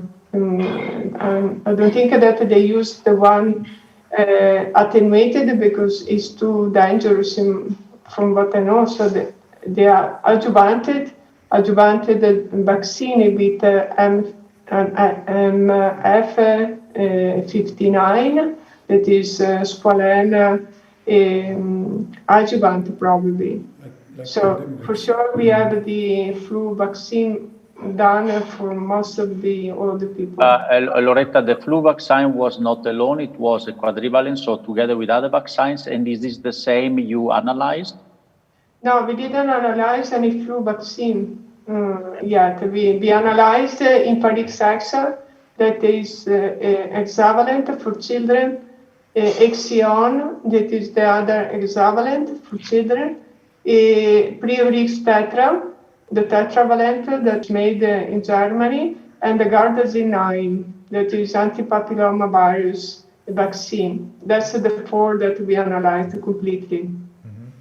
And I would say that the Priorix tetra for sure is the one that gave the worst results in terms of quality. But Gardasil 9 also has main critical issues as a vaccine, because in that one we found adventitious viruses also, like carcinogenic viruses. And in this one, we took to the police the vaccine Gardasil 9 because we found an illegal drug inside, contamination from illegal drug inside the vaccine, that is an amphetamine. And for this, we didn't have any answer. From May of last year that we took to the police, they didn't give any answer to us. Herr Zoffi, können Sie das nochmal übersetzen? Ich habe nur Teile verstanden. Also offenbar werden Amphetamine sogar als Impfstoffe verwendet oder habe ich da einen Fehler gemacht? Nein, man hat in einer der Impfstoffe sogar verbotene Amphetamine gefunden. Die sind zur Polizei gegangen. Es gibt eine Spezialpolizei in Italien dafür. Sie haben das vorgezeigt und gemeldet und seitdem gibt es keine Antwort. Sie müssen auch Folgendes wissen: Vor 15 Monaten gab es einen Parlamentarausschuss, eine Sonderkommission in Italien, wo Frau Dr. Bolgan wurde angehört. Sie hat also im italienischen Parlament alles berichtet, seitdem auch keine Antwort. Da gibt es Filmate, die jeder im Web finden kann.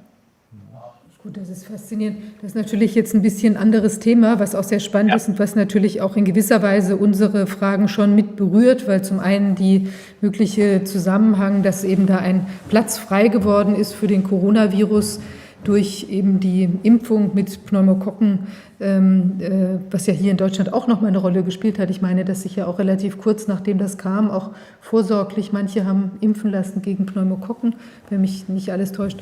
Aber jedenfalls, genau, also da gibt es eine gewisse Berührung. Natürlich ist das auch ein Thema mit dem Impfen, was uns wiederum interessiert, wenn wir uns jetzt mit den Maßnahmen oder der Idee, dass jetzt ein Impfstoff uns da vor Corona retten kann, auseinandersetzen werden.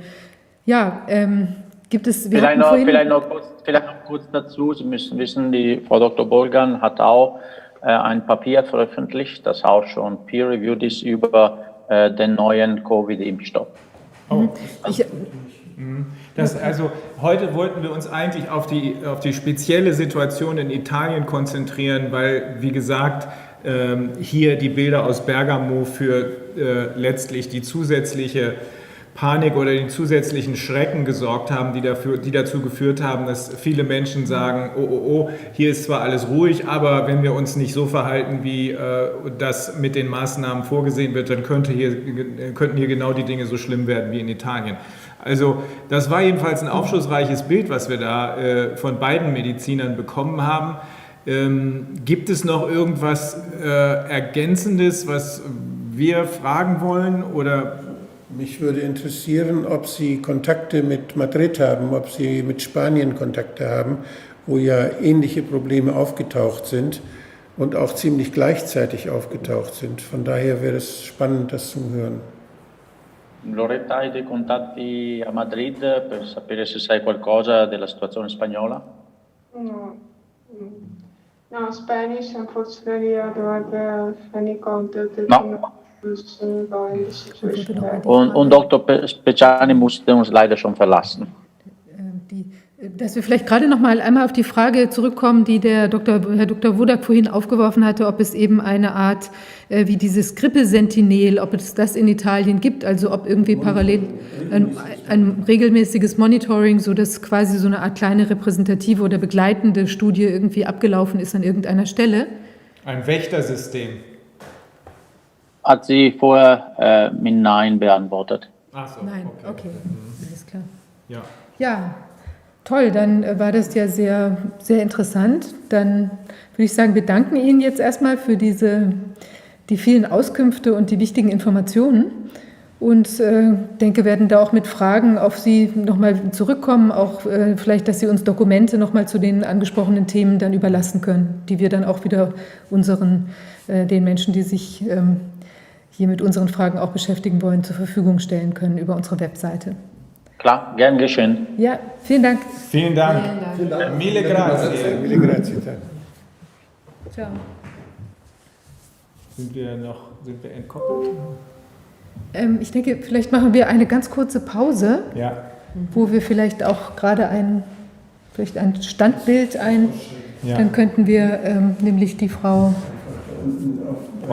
Gatti. hinzuholen. Okay, gut. Also machen wir 10 Minuten Pause und dann 10 Minuten, Viertelstunde Pause und das war Dr. Loretta Beugern. Und dann fragen wir Frau Gatti, richtig? Genau, da würden wir jetzt die Frau Professor Gatti, okay. kontaktieren. Können wir... Ist das so schwer zu verstehen? Ja, der Sound war super schlecht eben. Super schlecht. Sind wir jetzt offline? Sind wir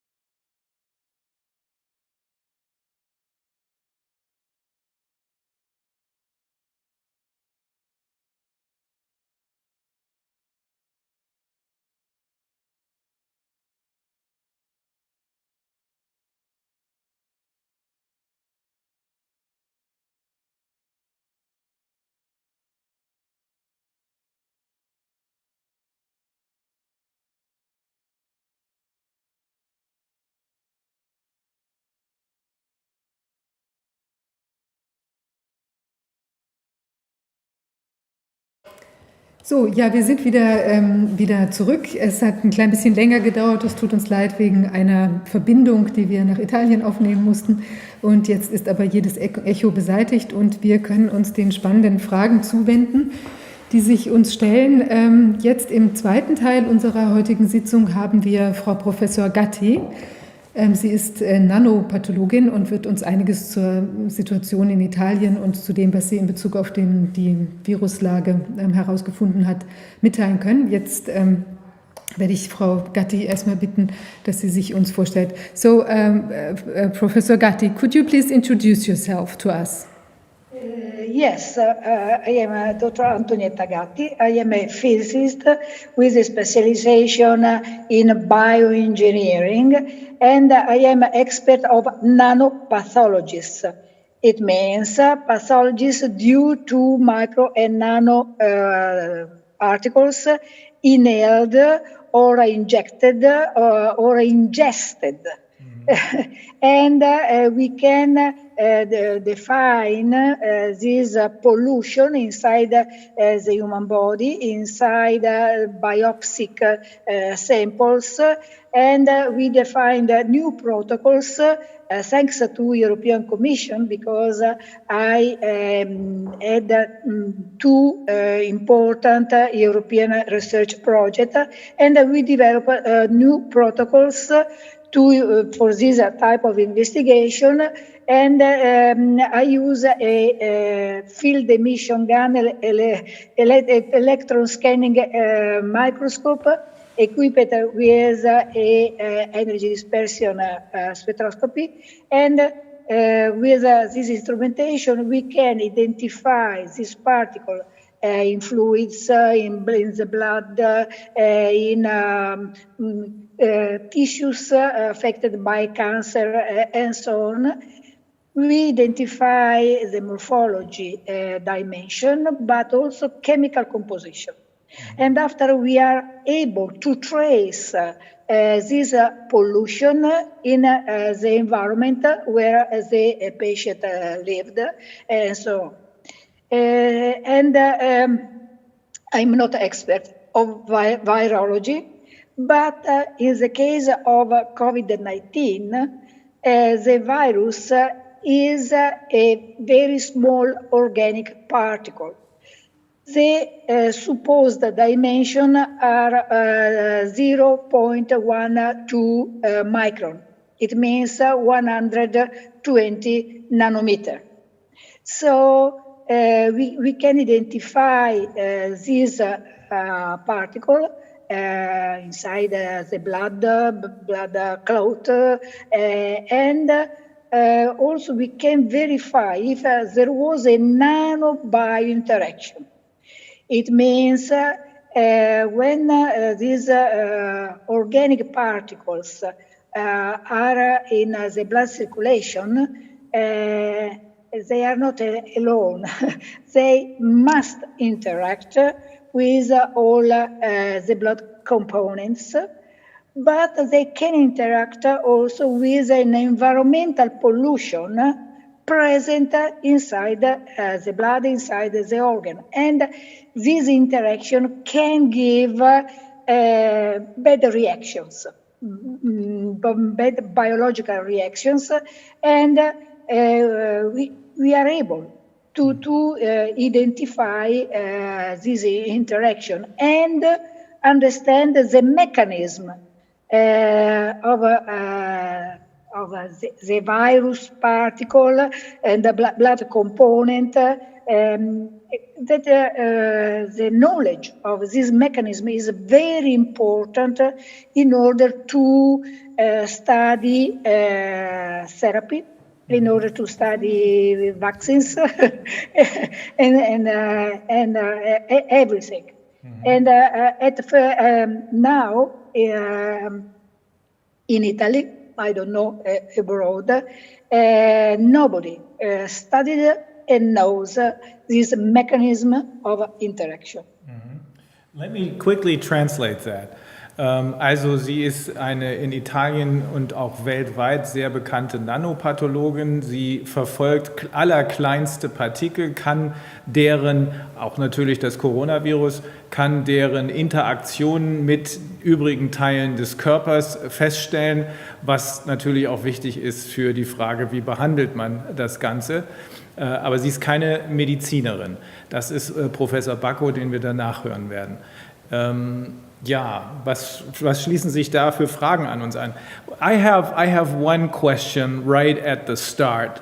As a nanopathologist, have you seen any evidence of this virus having been in existence for a longer period of time, or is this a brand new virus? Because I've heard rumors that in Italy, in some of the rivers, this very strain of the virus was found sometime late last year, in November already.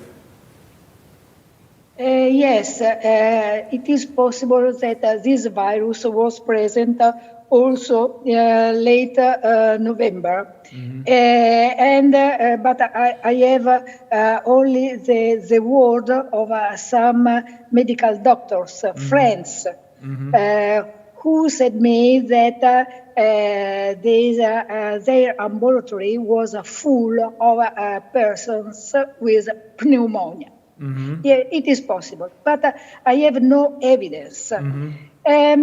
During the lockdown, I asked to collaborate, mm-hmm. and to have the possibility to analyze some post-mortem samples.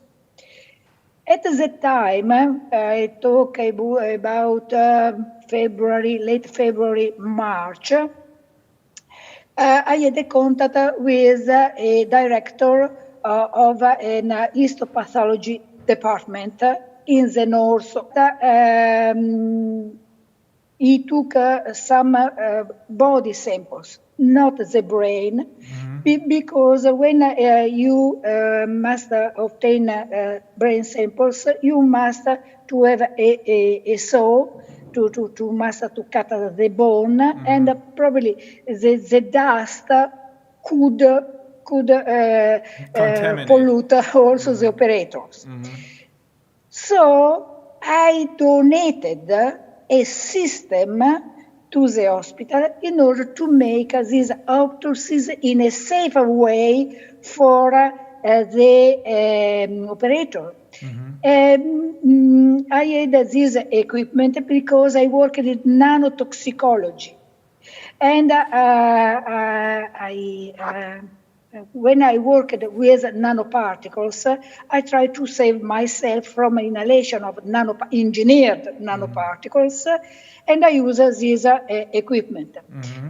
During the lockdown, this equipment was not present in the market because there was nothing.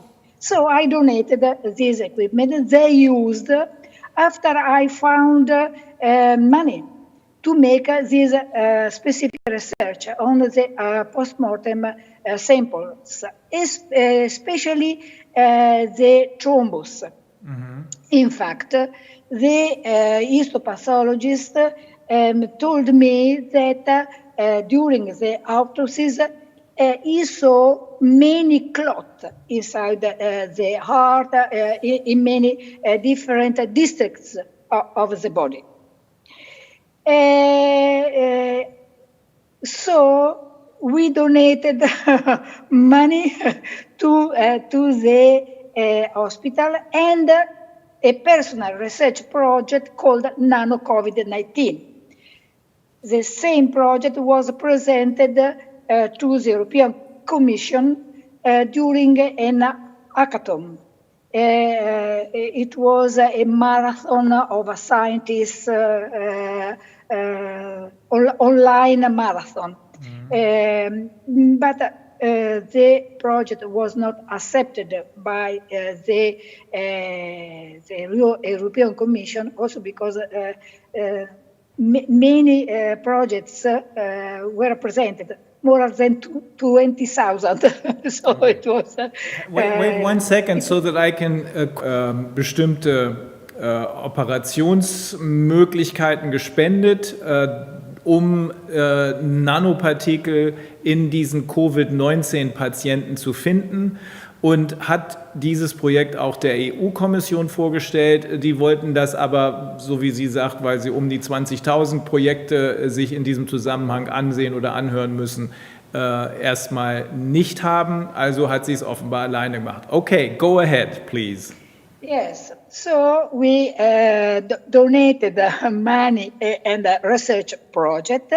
They accepted, but after 1 month, we received a letter from the government of this, the director of this hospital, a very humiliating letter. And they said that, sorry, they were not interested on this research. Mm-hmm. So that it is a pity because we understood that they do not want to know why they had the highest concentration of deaths in Italy. Was that a hospital in Bergamo or in some place? Yes, it is in Bergamo, yes. Okay, 1 second. And probably you know that they make a few autopsies, but they incinerated many dead bodies. Ja, okay. Also sie hat dieses Projekt selber finanziert und wollte mit ihrer Nanopartikelforschung dem Problem des Covid-19 auf den Grund gehen.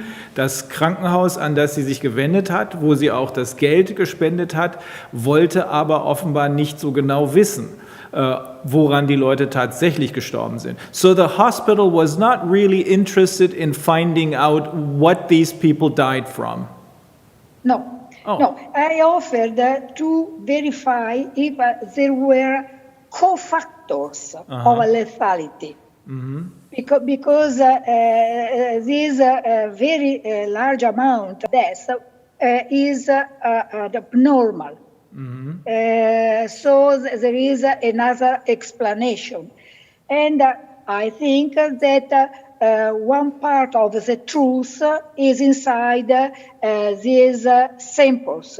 I asked other samples to Professor Bloch of Hamburg. Mm-hmm. He is a histopathologist, but he didn't answer me. I was not presented by important persons, probably, I don't know. Mm-hmm. Yes, but of course, in the north of Italy, there is the highest concentration of pollution. Mm-hmm. In all Italy, and there are also probably other reasons, because in that area there was a wide vaccination against meningococcus. Mm-hmm. But I think that it is possible to verify what triggered this thrombus. Mm-hmm. Only the virus or the combination of virus and particles and something else. Mm-hmm. I think that the new scientific investigations could help in understand why this person died. Mm-hmm. We know that at the beginning, the medical doctors probably made a wrong diagnosis. Mm-hmm. So they supposed that the respiratory symptoms were due to an interstitial pneumonia. Mm-hmm. But probably there was also a predominant thromboembolia. Mm-hmm. And so they gave oxygen, but the oxygen was not kept by the blood and so on, because the blood circulation in the lungs were stopped. Okay, 1 second. Let me translate that again. Sie hat versucht festzustellen, wie dieses Virus mit anderen Umgebungen korreliert, wie reagiert der Körper darauf, was ist mit anderen Umständen, die von außen kommen. Zum Beispiel betont sie eben auch nochmal, dass Norditalien die höchste Luftverschmutzung hat. Sie geht davon aus, dass hier im Wesentlichen, so wie es auch Professor Püschel in Hamburg festgestellt hat, der leider auf Ihre Anfrage nicht reagiert hat, dass im Wesentlichen ganz andere Ursachen für den Tod verantwortlich waren. Vermutlich, wir können das gleich nochmal nachfragen, irgendwelche Vorerkrankungen, und wundert sich darüber, warum da offenbar in Italien kein Interesse daran bestand, da genaueres festzustellen. Do you have an explanation why the authorities were not interested in finding out about these interactions of the body with the coronavirus, with COVID-19? Sorry, I don't know exactly. Probably it is a political problem. I don't know if the familiars of the dead peoples want to make a request of reimbursement.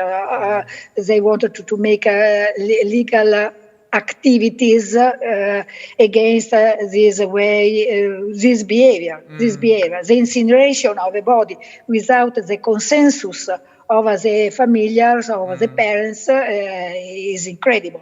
But you did find not normal. Okay, but you did find out that the patients were probably wrongly diagnosed as suffering from something like pneumonia, when in reality the problem was a different one. What was it? Of course, in order to understand if it is a normal pneumonia or a systemic thromboembolia, pulmonary thromboembolia, you must make different tests, different examination. And I don't know if they didn't perform this different investigation. Thromboembolia is a particular pathology, and probably not all the medical doctors have experience of that. I am a physicist, I told you. So you can ask me why you understand about thromboembolia and not as a medical doctor. Because many years ago, in my research work, I analyzed some medical equipment. One of that, because I worked in biomaterials, one of that is a filter against the thromboembolia. It is an equipment that can be inserted in vena cava, and medical doctors put this prosthesis. It is a prosthesis, also temporary prosthesis, before a surgical operation in patients with factors of coagulation altered, increased. And I had the possibility to work in expanded vena cava filter. So I analyzed the thrombus. And I can tell you that usually inside the thrombus there is a foreign body that triggers the blood coagulation. Dovrebbe. Okay? Ja, what you mentioned that you mentioned a filter. Which one was it? What was the filter you were talking about? Probably you know the skeleton of an umbrella. Okay. Please, Pasquale, mute Pasquale, puoi chiudere il tuo perché ti sento. Ok, sorry. So, a medical doctor insert a very small skeleton of the umbrella, the metallic part, and they put in vena cava. So the blood, when it flow from the lower side to the upper side, this filter is able to intercept the clots, and it stops, so you don't have the thromboembolia phenomenon.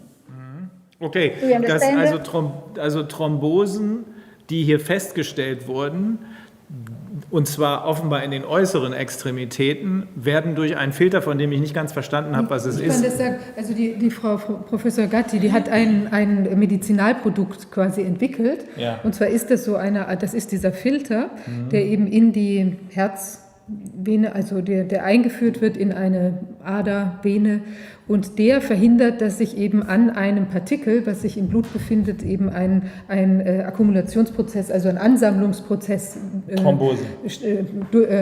bilden kann, der dann eben zu dieser Thrombosen, zur Verstopfung führt. Also deshalb ist sie sozusagen die Spezialistin, die sich sowieso schon mit Thrombosen, also mit der Situation, die wir hier jetzt häufig vorgefunden haben, eben sehr gut auskennt. Und deshalb hätte sie eben auch so gerne dieses Gewebematerial. Ja. Okay, internal prosthesis, metallic internal prosthesis. Also eine interne, in den Körper eingebrachte Prothese, also und das hat sie entwickelt? Genau, das hat sie entwickelt, deshalb kennt sie sich in dem Thema besonders gut aus. Der Dr. Wodak hat gerade eine dringende Frage an Sie. Ja, that is a reason because I have experience of thromboembolia. Yeah. Okay? Yes. Deswegen hat sie so viele Erfahrungen mit Thrombosen. When you observe nanoparticle and you see them in patients, did you observe nanoparticle also in 2017 and 2018 when there was a very, very big flu epidemic also in Italy when there were many people ill? And you know, the corona is only one virus, but we have in the literature, we have lots of literature about influenza who does the same microthrombosis. And did you examine this before? I examined the filters because I am a bioengineer, a material scientist, and the hospital sent me this medical device, the filter, and I found attached some thrombus, but they were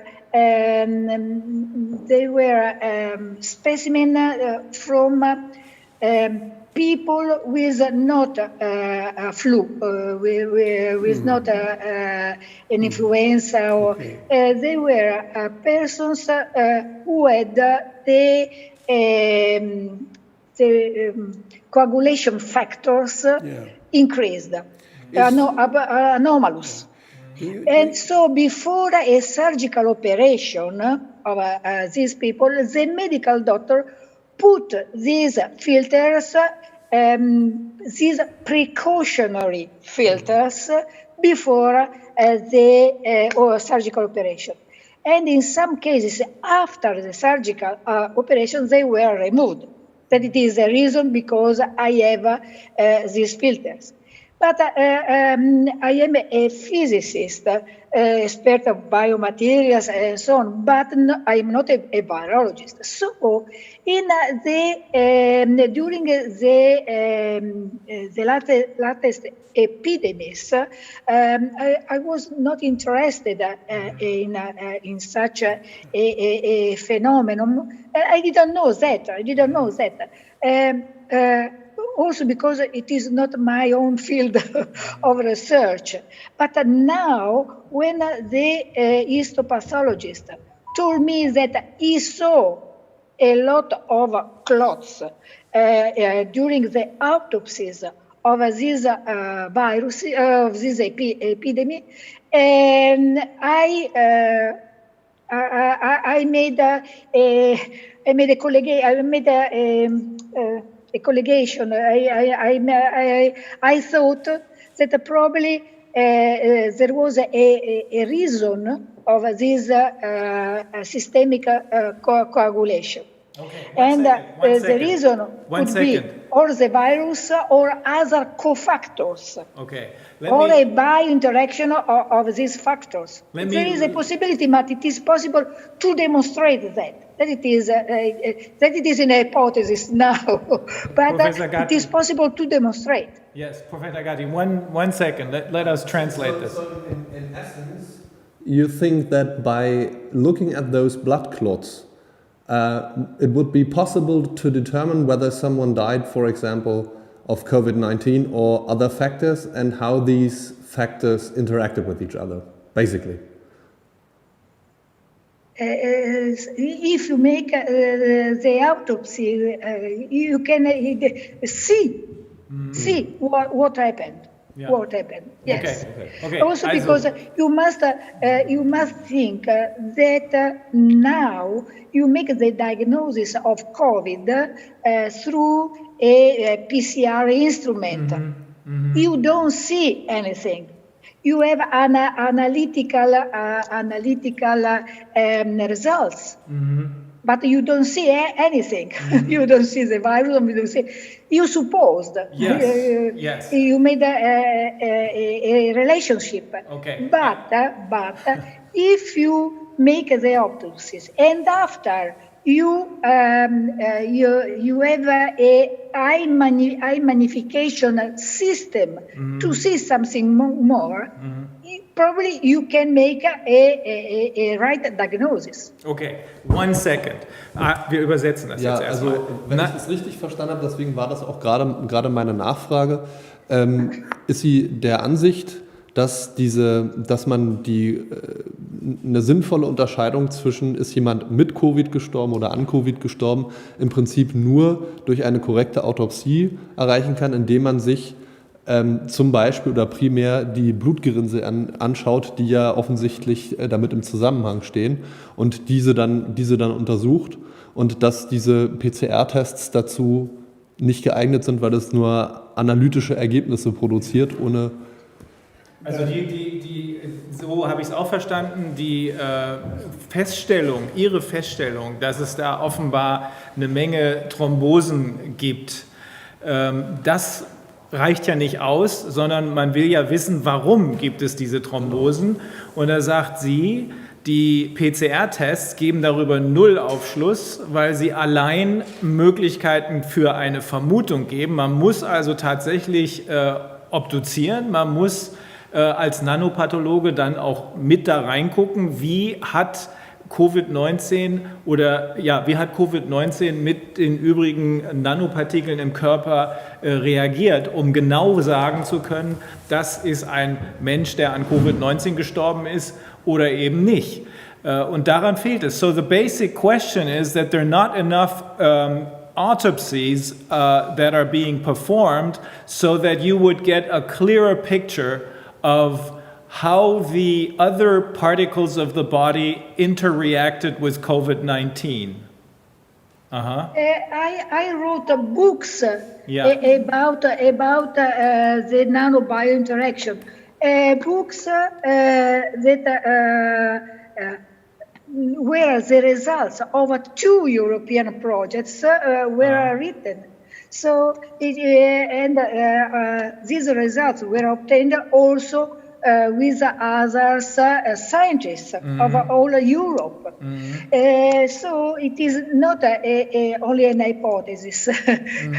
It is a method to study this phenomenon. Okay. So, usually the medical doctors know very well the organic behavior of the body. I add another other pieces of evidence because I see what is the interaction of the environment and also parasites, bacteria, and so inside the body, because I can see these entities. That is the difference. And the histopathologists use the optical microscope, and he sees the morphology of the cells, no more. After that, the diagnosis is performed with analytical results of molecular biology instruments. Okay. But in between the real observation and the analytical results, you have a 3-4 order of magnitude of a black hole. 1 second, we'll translate again. Willst du? Ja, also wenn ich das richtig verstanden habe, Wolfgang Wodak wird mich da sicherlich korrigieren, wenn ich das falsch verstanden habe, dass sie gesagt hat, dass wenn man im Prinzip nur sich mit dem, was meinte sie, mit dem Elektronenmikroskop oder Mikroskop die Zelle anschaut und dann analytische Ergebnisse daraus produziert, dass zwischen diesen beiden Schritten noch viele andere, genau, das aufbereitet werden muss, weil da sonst zu viele Faktoren mit einer Rolle spielen, die man gar nicht gemessen, gar nicht kontrolliert hat. Aber sie sagt auch, das ist für ihr medizinisch oder physisches Fachgebiet, die Nanopathologie, ist das möglich? Sie hat ja 2 Bücher dazu geschrieben, die auf wissenschaftlichen Studien, die von der EU-Kommission unterstützt wurden, beruhen. Und sie sagt, das sind keine Spekulationen, sondern sie kann ganz genau feststellen, wenn man ihr die Möglichkeit gibt, über Obduktionen zum Beispiel, mit welchem anderen Körper-Nanopartikel hat Covid-19 reagiert. Und dann kann sie auch genau sagen, ist das ein Covid-19-Tod oder ist das was ganz anderes gewesen? So just for our understanding, you're saying that it would not only be preferable to look into, say, autopsies, but it would also be possible to do as you have described, to produce results that would allow us to determine is this a COVID-19 death or not. So at this day it would be very much possible to do so. Sorry, is it a question? Because I didn't hear very well. I'll repeat it. His question is, with the means that you have at your disposal, is it possible, if enough autopsies are performed, to clearly say this patient died of COVID-19 or of other causes? If I don't see any foreign bodies due to environmental pollution or due to adjuvants of vaccines, I see very well that. If I don't find these entities, probably we can see that only the organic part induce the problem. I think. Yes. I think it is possible. I think I suppose that it is an hypothesis because I repeat, nobody gave me any post-mortem sample. Okay, also das müssen wir kurz übersetzen. Tatsächlich sagt sie, nach ihrer Erfahrung ist das absolut möglich, mithilfe ihrer, ich sage jetzt mal Nanotechnologie, festzustellen, ob jemand an oder nur mit Covid, also an ganz anderen Ursachen gestorben ist. Aber, sagt sie, sie hat ja bisher keine Samples gekriegt, sodass sie keine konkreten Feststellungen treffen konnte. Es geht, aber es wurde ihr offenbar nicht möglich gemacht, solche Feststellungen zu treffen. So it is possible, but you were not given the opportunity to show that it works. Okay, I get it. Okay, Dr. Wodak wants to ask a question. If you should get the material and you examine and you say, this one died of COVID-19, this one did not, how can you prove it? Sorry, what is the question? I didn't hear very well. If you have samples from pathology Yes. and you examine them. I can verify Yes, and then, what triggered the thrombus, for instance. yes, but you cannot say whether the patient died from COVID or not. You can only see. Yes, you are right. It is not simple. That is a diagnosis for difference. Yes. Because if I don't see foreign bodies and the hospital has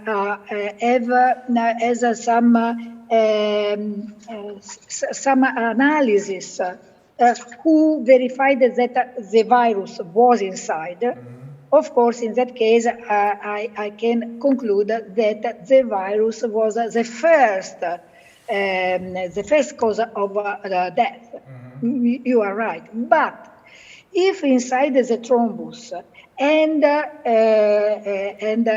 someone verified during autopsy that there was a wide dissemination of this thrombus, and inside the thrombus I find foreign bodies, I must conclude that what triggered the thrombosis was the foreign bodies, for instance, plus the virus, because probably the virus induces a cytokine storm, induces an alteration of the blood components and so on. It is a mixture. It is a biointeraction. Okay, erst übersetzen bitte. Kannst du? Also, yeah. So, Dr. Vodrak, do you understand this new scenario, new way of thinking about this pandemic? Okay. Excuse me. Yes. Excuse me, and I do a small speech because I have some work commitments. Okay? Yeah. Yes? Yes. I am Pasquale Bacco.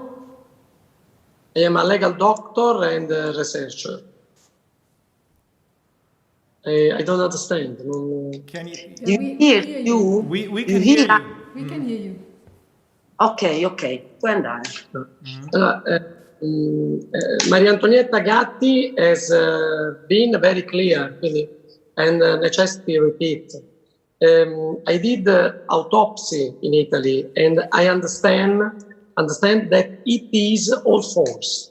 But I can't talk about autopsy for professional reasons, as you could understand. But I want to see that the virus, SARS-CoV-2, is similar to the influenza virus and stop. We have killed many people in intensive therapy. So me, the Dr. Tarro and Giorgiani and Maria Antonietta Gatti found this association called Heretico. Do you know Heretico? No. Mm-hmm. Oh, yeah, Deketza. Okay, I get it. Yes. It's right behind you. Yeah. The Heretic Association, the Heretic, from a project of people who believe in freedom and speech and truth.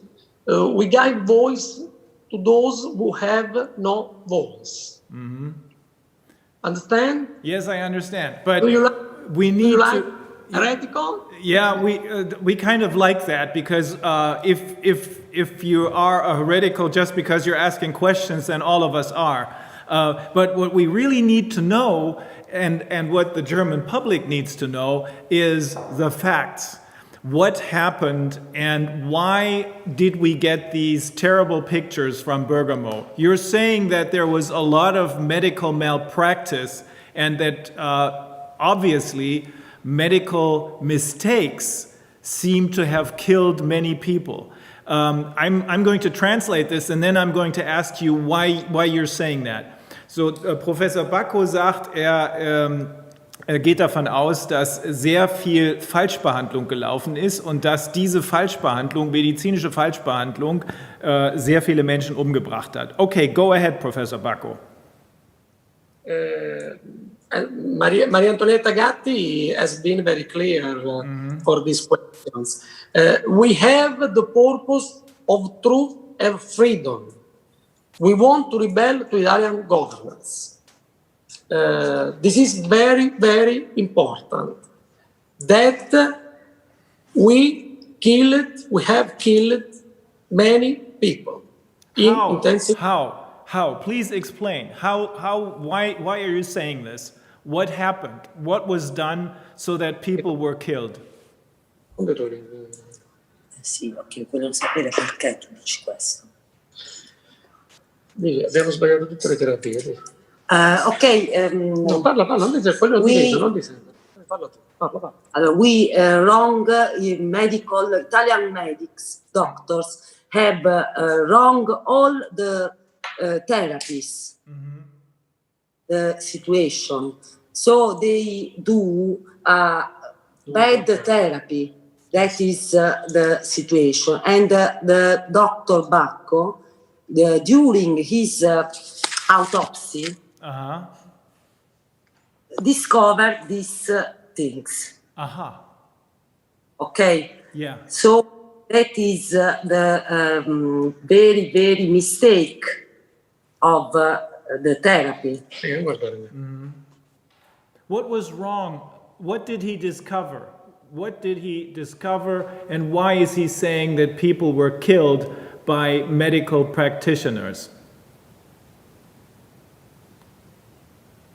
Uh-oh, I think you turned off your microphone. He discovered that the blood goes in coagulation. Okay. Okay. And cause thrombosis? Yes. Why? Was it a side effect of drugs? Your microphone is off again. Was it? Now it's on. When you saw coagulation, could it be a side effect of drugs? Did you have a look on what the people got as what pharmaceutics they got? Did you have the files from the patient that you could see who got drugs and who got no drugs? The one with microthrombosis did get special drugs or not? Do you see some connection between the medication and the microthrombosis?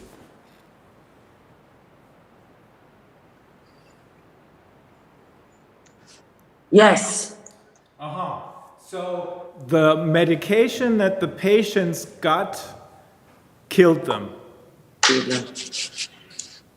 Intubation, yes. Intubation killed them. What is it? I mean, it is a big word to say that a lot of people were killed because of malpractice. What was the precise malpractice? Was it the wrong medication? Was it intubation?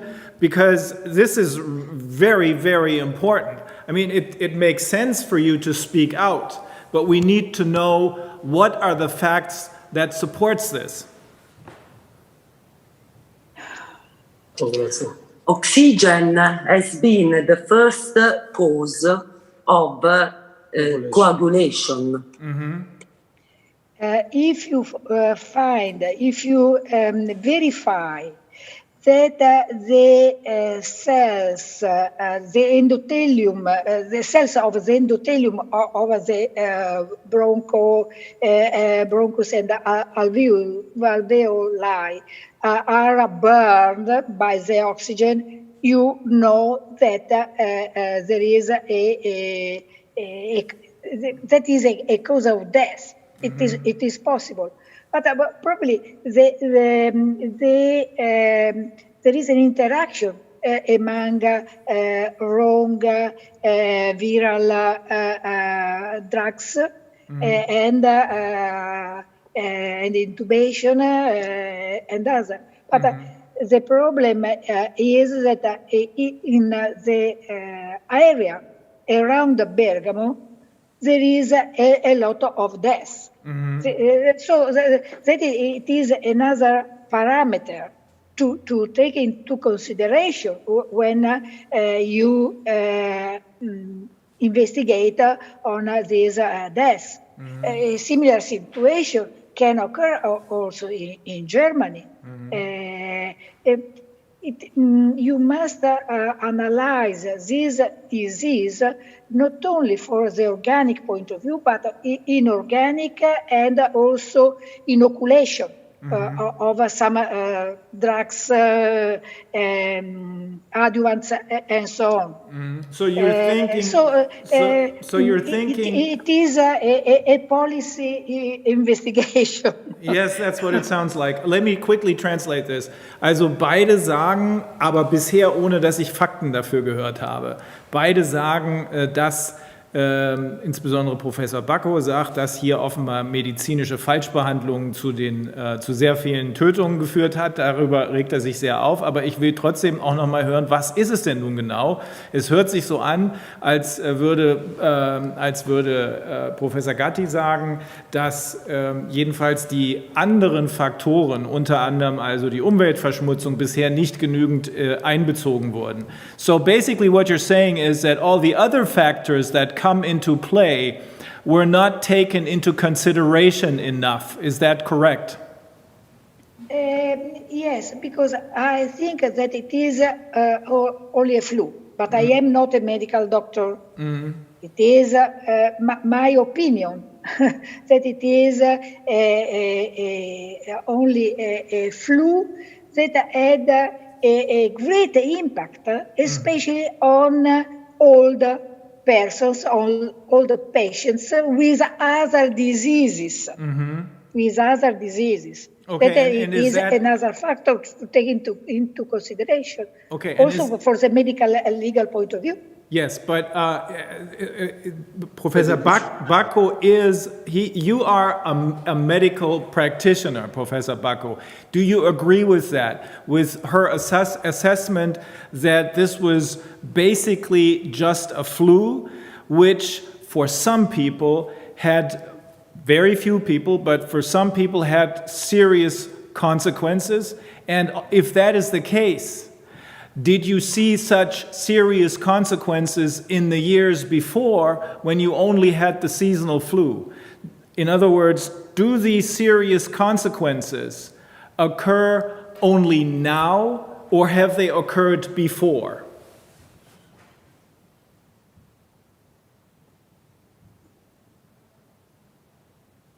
Bacco, è per te la risposta. Would you repeat? We don't hear. Yes, okay. Can you hear me now? Yes. Okay. The question is,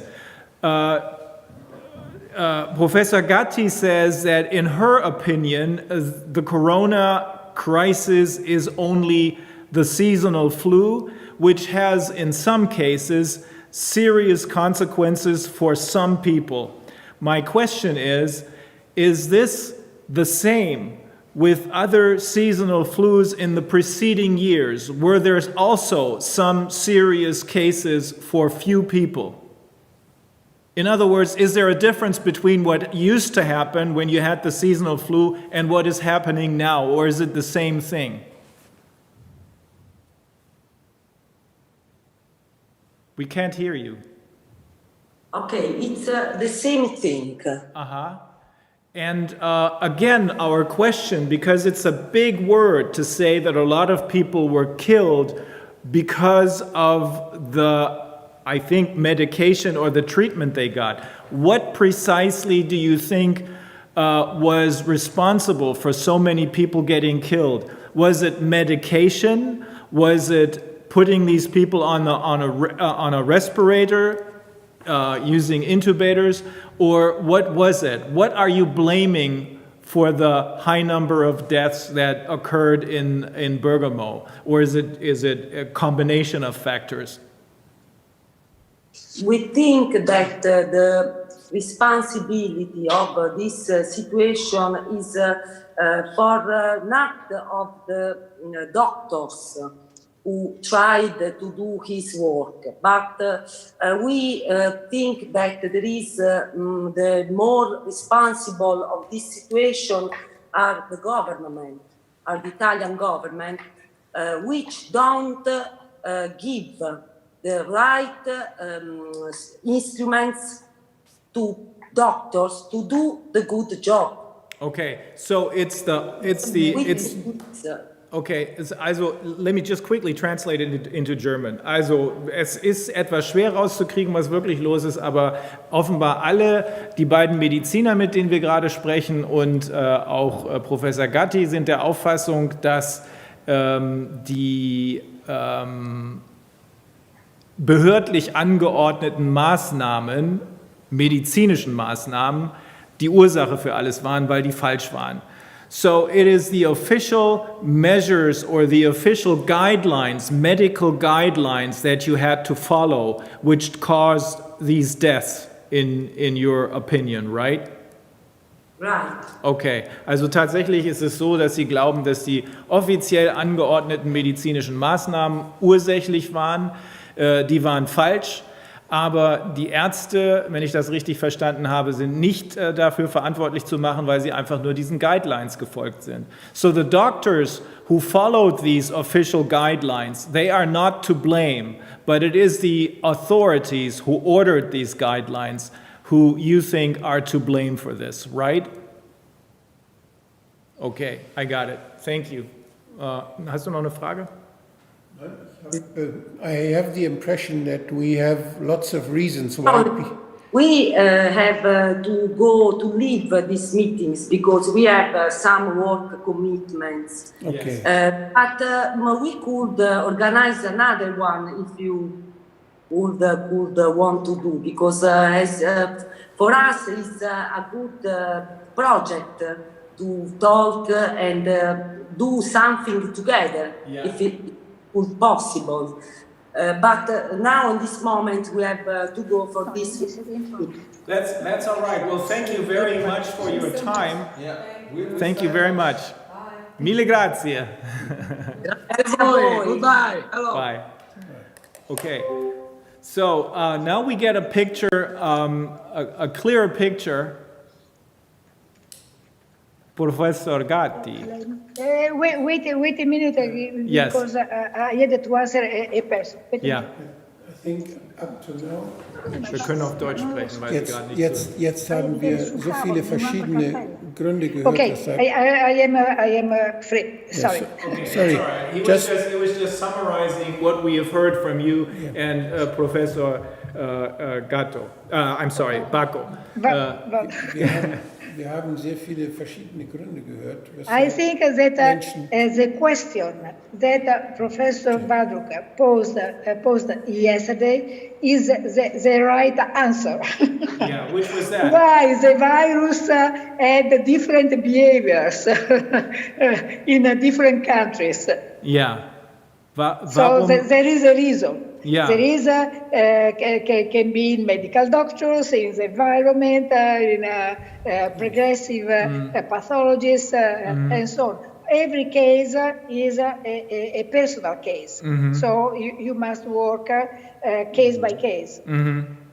Ja, Ja, ich glaube, wir haben ganz viele verschiedene Gründe gehört, weshalb in Italien Menschen gestorben sein können.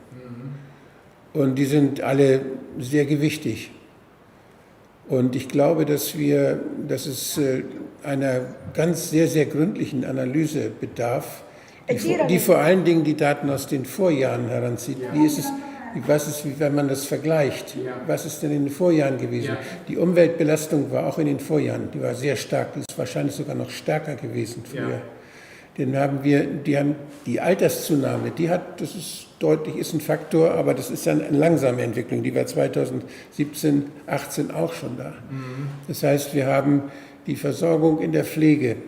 Das hat sich mit Sicherheit sehr stark geändert und hat sich in den Vorjahren nicht so geändert, weil es gab in den Vorjahren keinen Lockdown.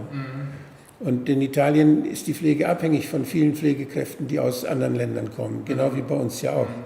Aber weshalb hat sich das in Italien so stark ausgewirkt? Das ist die Frage. Dann, dass sich das in einigen Regionen unterschiedlich ausgewirkt hat, dass in dieser Region, in Bergamo und Umgebung, dass da, ich habe verstanden, 7.000 Leute von der Intensivstation entlassen worden sind, in Altenheime gesteckt worden, aus Quarantänegründen. So habe ich das verstanden. Das ist natürlich, und das sind alte Leute gewesen, und da war zu wenig Pflegepersonal. Ich denke, das ist ein großes Problem, was man einfach festhalten muss, was mir sehr plausibel scheint, dass das eine große Belastung ist. Und das scheint ja auch in Italien einer der meistdiskutierten Gründe zu sein. Und dann natürlich die vielen Medikamente, die ausprobiert worden sind. Und dass dort auch das Personal, es gibt ja auch Fälle, wo in Italien Personal gestorben sein soll an Covid-19 angeblich. Und also Ärzte und Pflegepersonal. Und da muss man besonders genau nachgucken, weil es gab die Meldung, dass im März in der ganzen Zeit, da wurde in sehr, sehr vielen Fällen dem Personal, also auch Hydroxychloroquin, prophylaktisch gegeben. Und es gibt ja auch Studien, die haben prophylaktisch dann Hydroxychloroquin angewandt beim medizinischen Personal. Und das muss man natürlich dann auch gucken. Was ist mit den Leuten, die da gestorben sind? Was haben die? Haben die vielleicht, um sich nicht anzustecken, irgendwas gekriegt? So, Signora Gatti, Dr. Wodak was just summarizing that from what we have heard both from you and from your medical colleagues, Professor Bacco, it looks as though there are a multitude of different things that have to be taken into consideration. And what, in our view, I mean, Professor Bacco was very clear when he said that obviously due to the wrong suggestions from the government, a lot of people died. And I suppose we never got an answer to that question because he had to go. But I suppose he was also talking about medication that was wrong and about intubation that was wrong. What we would like to really know is, was the situation in this year any different from what you experienced in the previous years in like 1916 and 17, I'm sorry, 2016, 17, 18, 19? Was there really a big difference? What about the air pollution? Has it gotten worse? What about the population's age? Has that gone up? Probably. Do you know anything about that? They are cofactor of lethality. That it is the problem. I am convinced, but it is a personal opinion, that this virus was not lethal, especially in healthy people. But of course, if you have other pathologies, the interaction of this factor can give the death of the person. Yeah. But I think that the study of abnormal situation, like in Bergamo, Brescia, Milan, probably can give you a better answer. Yeah. What is the main factor of lethality? Yeah. I think that there is a synergy between the virus and contamination, blood contamination, due to adjuvant, due to environmental pollution, drugs. Also because, in some drugs there are titanium oxide nanoparticles. There are other contaminants. Okay, also sie sagt, dass aus ihrer Sicht eine Reihe von Kofaktoren hier zusammengespielt haben. Wahrscheinlich auch die besonders schlechte oder die besonders böse Luftverschmutzung, aber natürlich auch die Impfungen, die vorhin schon angesprochen worden sind, die ja zu einem großen Teil offenbar mit verschmutzten Impfstoffen durchgeführt wurden. So you just mentioned this again, that you believe that some of the vaccinations that were performed with probably contaminated vaccines, right? 4 years ago, I published an article. I wrote more than 260 articles, scientific articles, yes. But only one made traveled all the world in 30 hours. And that was on vaccines. Because I invented a new type of investigation on vaccine. And you know that inside there are many things. First, adjuvants. Now they use not mercury compound, but timerosal, but they use or aluminum hydroxide or aluminum phosphate. And it is an organic material. And the human body reacts every time to foreign bodies. That it is the first law, of the body. And it remains inside. But we verified that inside there are other inorganic particles due to the industrial process of synthesis of these vaccines. And we verified that in 32 years, nobody verified the health of the vaccines. And this was demonstrated by Robert Kennedy Jr. Because he made an accusation against NIH, FDA, and he asked in a public trial to show the technical sheet, the technical data of verification of safety of the vaccines. And he won in tribunal, he won the accusation because NIH and FDA were not able to present any certificate in 32 years. Okay, let me translate that. Also, Sie als Nanopathologin kann sich natürlich besonders klar dazu äußern, was möglicherweise in den Impfstoffen sich befindet und in den Adjuvantien. Das sind, glaube ich, Verstärker, ne, die da reingebaut werden. Wirkverstärker, genau. Konservierungsmittel und Wirkverstärker. Ja, und sie sagt also, da hat es offenbar eine Menge Zeug gegeben, was da nicht reingehört. Wir haben das vorhin schon von anderen gehört, dass da Trümmer von Ratten und ähnlichem DNA zu finden waren. Das gibt es bei attenuierten Impfstoffen, wenn die durch Tierpassagen gehen. Wenn man die abschwächt, dadurch, dass man sie durch Tierpassagen schickt.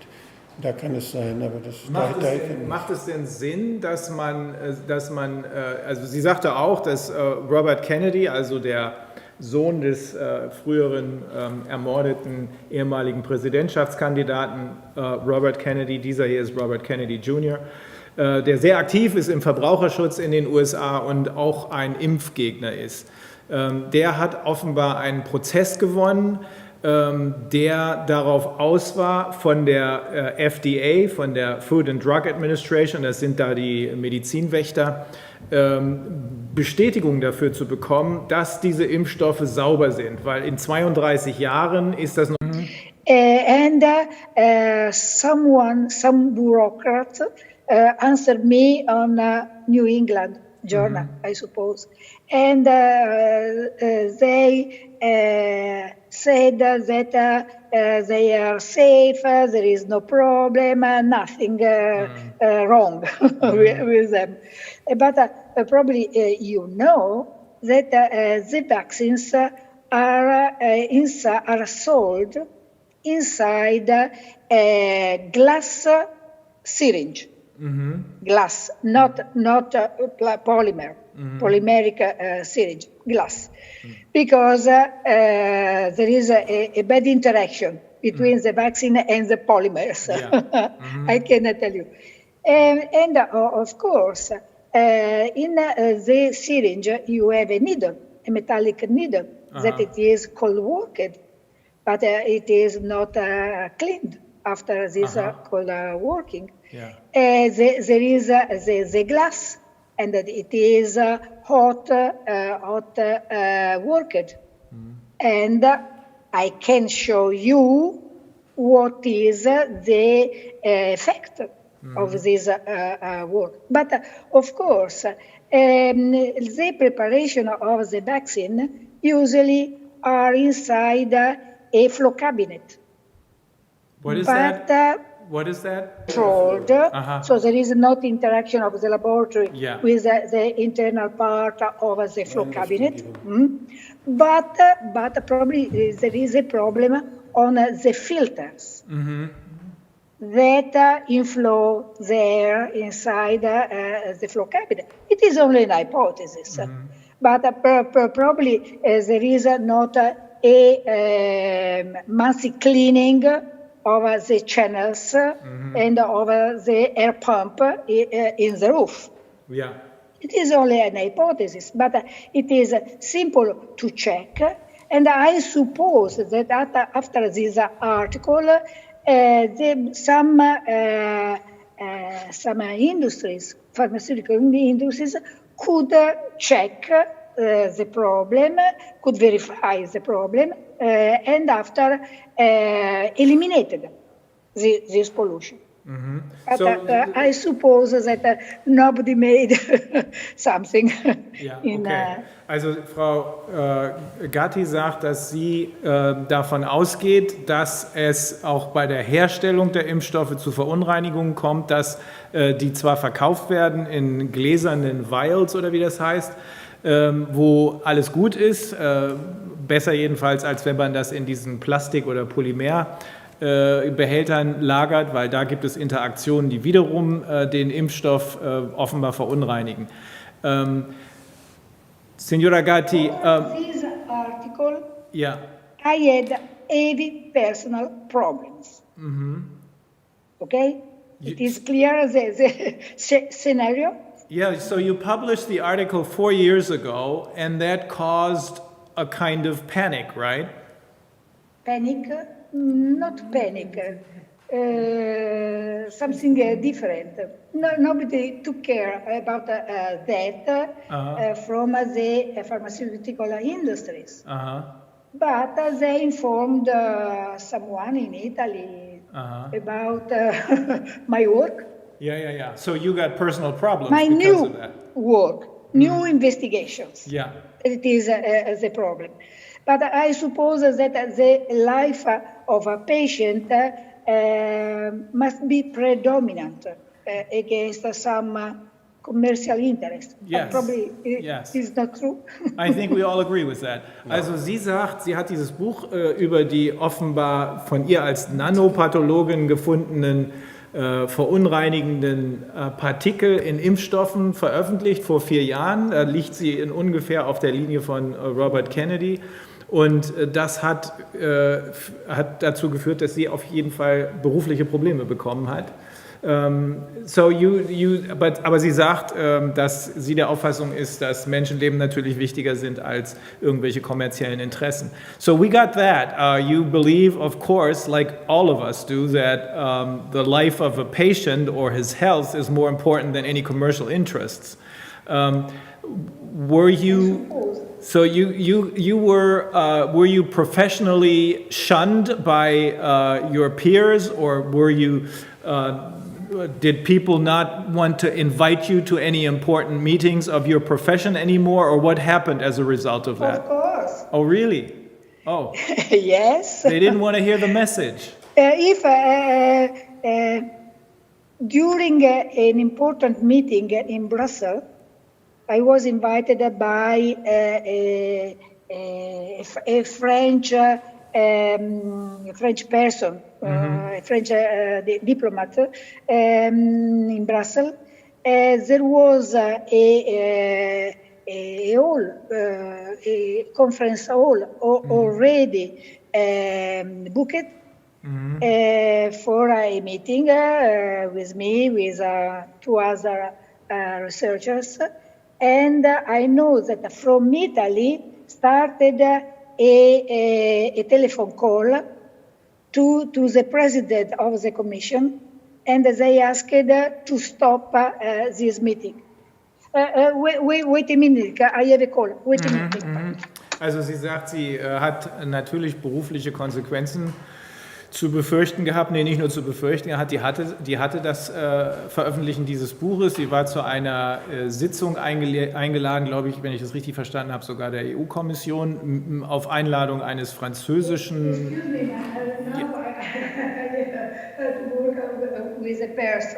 That's all right. We can, last question. Just let me finish my sentence in my translation.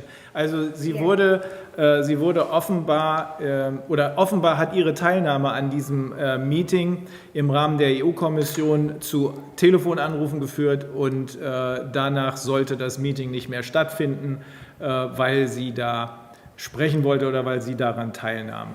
So, ich glaube, vielleicht können wir ihr noch eine Frage stellen, aber ich glaube, wir sind soweit auch durch. Wir wissen, dass es hier offenbar eine Reihe von Faktoren gegeben hat, die in Italien, insbesondere in Bergamo, zu diesen gehäuften Todesfällen geführt hat, die möglicherweise eben nichts mit Covid-19 zu tun haben, aber Covid-19 zugeschrieben wurden. Richtig klare Antworten haben wir nicht, sondern wir haben nur mehrfache Hinweise darauf, dass wir jedenfalls nur einen Teil der Informationen haben, die wir brauchen. Yes, you're back. I just summarized that obviously for the German viewers, that obviously a number of different factors come into play and that it is possible to look into the precise causes of death with the help of people like you, but that the authorities are not interested, at least not now, not interested in finding out what was really going on, right? I suppose, because I received this letter that they do not want to collaborate, and they give back my donation and also the money. I found. Also sie hat Spenden angeboten, sie hat angeboten, auf eigene Kosten die Untersuchungen zu machen, die ja eigentlich, so würde ich es jedenfalls sehen, ohnehin von den Behörden gemacht werden müssen. Aber die Behörden waren nicht interessiert und haben ihr sogar die Spendengelder zurückgegeben. Wie ist die Sektionsrate? How is the section rate, the rate of pathologic examinations of deceased people, of deaf people? Do you know this for Italy? How many percent of the people dying in Italy are examined by pathologue afterwards? I think that if I had the possibility to analyze some homogeneous patients, homogeneous means that lived in the same area with the same pollution and so on, if I find the same similar pollution particles with the similar chemistry, we can say that probably this factor influenced the lethality of the flu, of the virus, probably. Yeah, But okay. I don't know what I found inside. So Okay. it is a forensic activity. Yeah, but his question was, do you know how many people, as a percentage of the people who die, how many of them, 10%, 1%, 5%, get an autopsy? Normally. I don't know. Okay. I don't know. In hospital. Director of histopathology told me that they perform about 60 autopsies.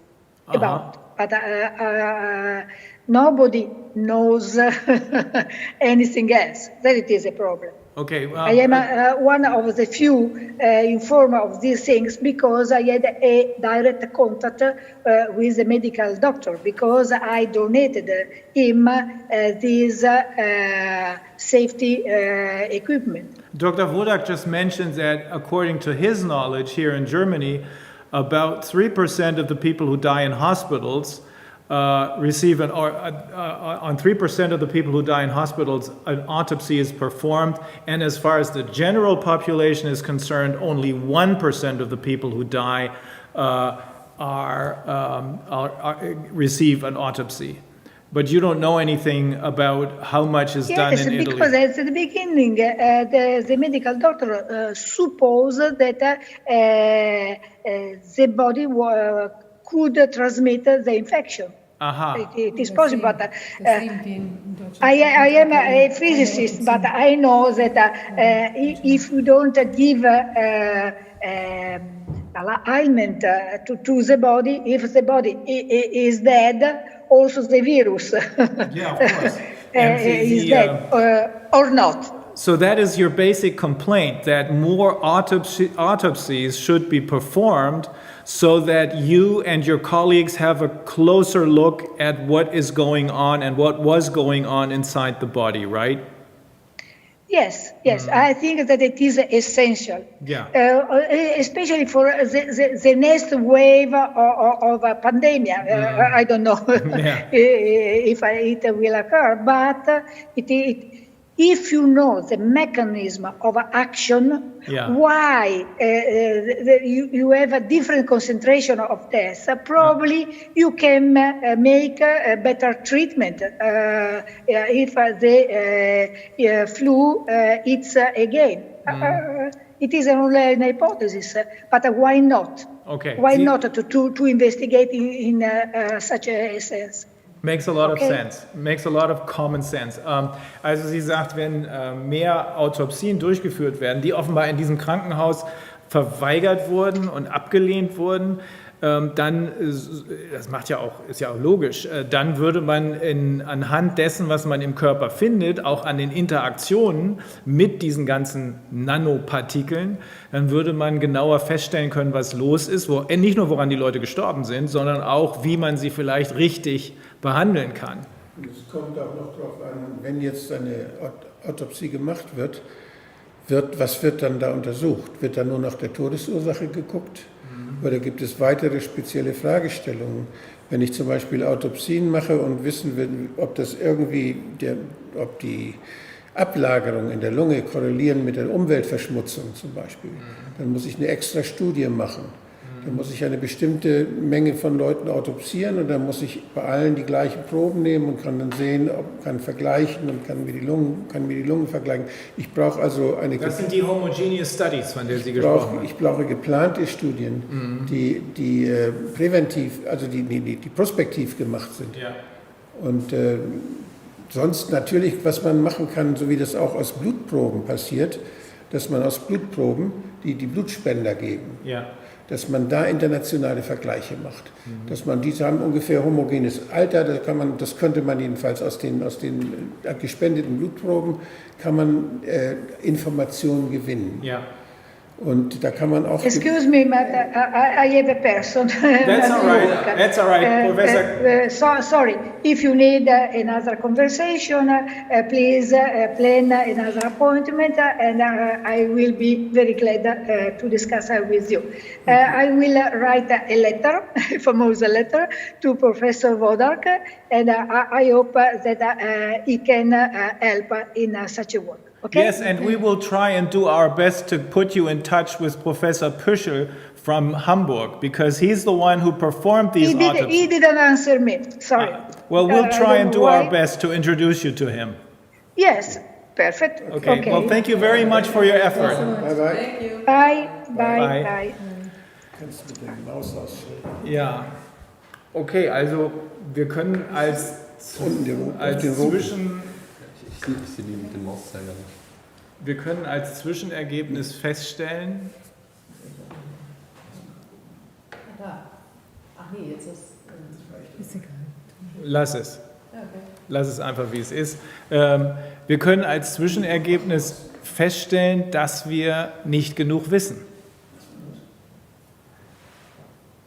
Naja, was man auf jeden Fall feststellen kann, ist, dass das Bild nicht so klar ist, wie das, was vermittelt worden ist von Italien, dass man denkt, die Leute sterben alle ganz eindeutig an Covid-19, das ist nicht der Fall. Und sind also durch Covid-19 ohne andere Faktoren so derartig krank geworden, dass sie verstorben sind. Sondern wir gucken auf möglicherweise ein Konglomerat an Kofaktoren, und insbesondere scheint ja von italienischer Sicht, von den Menschen, die sich da jetzt näher mit beschäftigt haben, diese Behandlung eine ganz große Rolle gespielt. Nur da waren mir die Auskünfte nicht klar genug. Also da müssen wir noch mit jemandem sprechen, weil da war auch ein bisschen viel Pathos und zu wenig Fakten dabei. Ne? Dass man Fragen stellt und damit zum Ketzer wird, das mag ja eine Sache sein, aber das ist keine Antwort auf unsere Frage. Da müssen wir jemanden befragen, der in der Lage ist, einfach nur just the facts, einfach nur die Tatsachen zu vermitteln.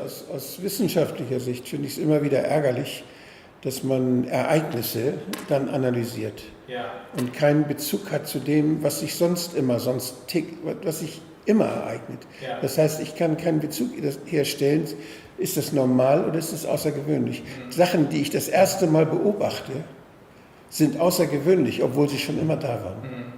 Und das ist das große Problem dabei. Und deshalb, wenn wir nicht ein Sentinel haben, wenn wir nicht etwas einrichten, wie das Robert-Koch-Institut und andere Institute es haben, die beobachten die Pneumonie-Häufigkeit jedes Jahr. Die beobachten einige Viren auch, Coronaviren in Deutschland bisher nicht, weil sie nicht wichtig schienen. Aber wenn man beobachtet, welche Viren sind zum Beispiel, was lernen die Kinder, wenn sie klein sind, welche Viren lernen sie kennen? Ja. Was ist das für eine Rotznase? Dass man im Kindergarten guckt, welche Viren machen die so durch?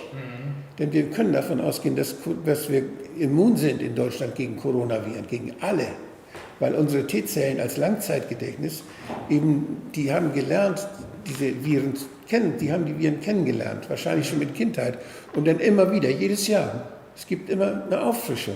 Sie haben doch gestern mit Professor Bhakti darüber gesprochen. Ja. Ist das die Information, die er gegeben hat, dass er davon ausgeht, dass wir schon längst... Ja, das deckt sich mit Witkowski auch. Ja. Also die Herdenimmunität, das ist nicht die Immunität, die wir an den Antikörpern messen, die durch Antikörpertests messbar sind, sondern die Herdenimmunität ist viel komplexer. Die Herdenimmunität ist nicht nur in Antikörpern, sondern die ist auch in den Zellen drin. Ja. Das sind Gedächtniszellen, die T-Zellen. Die sind in den Lymphknoten abgespeichert. Und zwar, wenn das Atemwegserkrankung meistens in den Lymphknoten da, wo der Shit reinkommt. Und da wird es abgewehrt dann. Und diese T-Zellen, die sind natürlich nicht so einfach zur Untersuchung. Aber wir können davon ausgehen, wenn die Menschen nicht krank werden, dass sie dann immun sind. Ja, und das ist ja der Punkt hier. Das ist kein neues Virus für uns.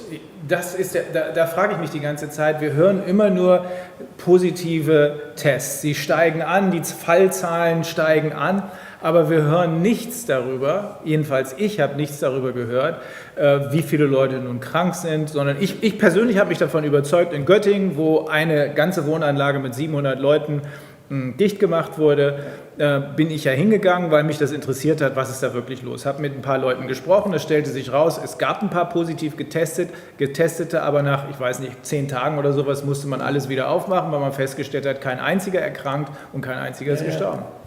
Also ich denke, was wir aus den Schilderungen von den italienischen Experten, die wir heute gehört haben, zumindest, also war so eine gewisser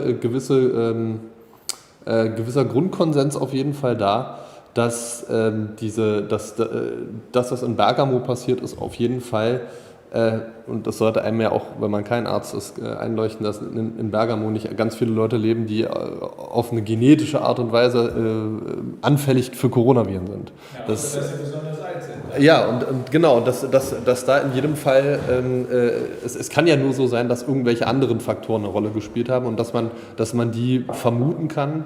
Das ging auch alles in dieselbe Richtung. Also ich denke, die 3 großen Dinge waren das Alter, die Luftverschmutzung und die Grippeimpfung. Genau, die Grippeimpfung. Und die Versorgung, die medizinische Versorgung. Genau. Und das ist natürlich, wenn wir prospektiv über weitere Impfungen in der Richtung sprechen, natürlich die Frage, ob wir uns dann nicht für das nächste Virus und das nächste Virus und das nächste Virus damit sowieso dann wieder die nächsten Viren alle einladen oder so, ist jetzt nur so eine Frage, die wir hier nicht beantworten können. Aber keine abschließende Antwort möglich ist, außer dass wir sagen können, es gibt offenbar eine Menge Faktoren, die gar nichts mit Covid-19 zu tun haben, die als Todesursachen in Betracht kommen. Ich würde persönlich gerne noch jemanden hören, der etwas klarere Worte als Mediziner dazu finden kann aus Italien. Ich würde da an, wie heißt sie, Professor Gismondo denken. Aber Frau Gismondo, die hat sich ja, glaube ich, mit diesem Virus im Wasser da näher auseinandergesetzt. Aber ich finde eigentlich, dass die schon relativ viel uns jetzt mitgeteilt haben. Also interessant wäre ja, sich zum Beispiel, also aus meiner Sicht kommen jetzt so auch ein paar Spuren auf, wie will man sagen. Also wir holen uns mal diese Verordnungen von den italienischen Behörden. Dann sehen wir da ja, vielleicht ist da ja auch was, wo wir direkt sehen können, dass da ist wirklich was, hat sich im Nachhinein als ganz schwierig herausgestellt.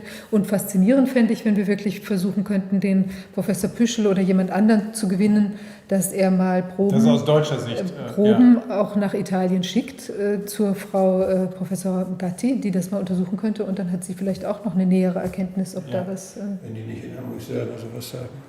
Ja, das könnte sein. Aber dann wäre ja interessant, die Ergebnisse zu sehen von solchen Untersuchungen. Okay. Ja, also dann lassen wir es heute für die italienische Betrachtung und werden dann nächste Woche uns die wirtschaftlichen Konsequenzen und die psychischen auch Konsequenzen, insbesondere die diese Maßnahmen auf Kinder haben, konzentrieren. Also ich denke, wenn wir das werden wir dann auf der Website bekannt geben, was wir machen, wenn wir das nochmal 2-3 Tage machen, vielleicht dann nochmal übernächste Woche 2-3 Tage, dann müssten wir durch sein. Durch? Mit der Analyse dessen, mit unseren Fragen dahingehend, wie gefährlich ist das Virus, wie zuverlässig sind die Tests und welche Konsequenzen haben die Maßnahmen gehabt. Zumindest müssten wir ein Zwischenergebnis haben. Natürlich werden wir nicht die ganze Wahrheit wissen, aber ich meine, mit dem Zwischenergebnis können wir dann schon mal weiterarbeiten, weil sonst müssten wir, wenn wir alles wissen wollen, wahrscheinlich jahrelang weitermachen. Das wollen wir nicht. Wir haben das jetzt auch eingegrenzt von den Fragen, mit denen wir uns jetzt auseinandersetzen wollen, aber ich denke, es wird auch sicher sich noch das ein oder andere ergeben, wo wir noch sagen, da müssen wir noch mal weiter bohren. Ich finde es ganz wichtig, dass man das Verhalten und die Entscheidungen der Gesundheitsämter mal guckt. Wie sind die Gesundheitsämter? Wie frei sind sie? Was können sie frei entscheiden? Wo sind sie gezwungen worden in einer bestimmten Weise? Oder wo hat man sie genötigt, sogar Dinge zu schreiben? Das, was ich dort, wo war das? War das Krefeld, nicht, glaube ich? Diese Geschichte, wo denn das Gesundheitsamt schreibt, dass wir leider die Todesursachenstatistik ändern mussten, weil wir die Regeln des Robert-Koch-Instituts, wir würden den niemals als Covid-19-Toten bezeichnen. Der hatte mal einen positiven Test, hatte dann wieder negative Tests, dann haben wir ihn entlassen mit seinen Krankheiten und dann ist er dran gestorben. Und den mussten wir hinterher als Covid-19 tun, obwohl er gestorben ist an anderen bekannten Krankheiten. Okay, dann macht es Sinn, da nochmal nachzufragen. Dann versuchen wir einfach mal jemanden aus dieser Behörde, aus dem Gesundheitsamt dazu zu befragen. Ja. Können wir machen. Auch, oder man kann, ja, das Gesundheitsamt guckt ja, hat ja die Aufgabe, die kriegt ja erst einmal die Todesurkunden und die Leichenscheine.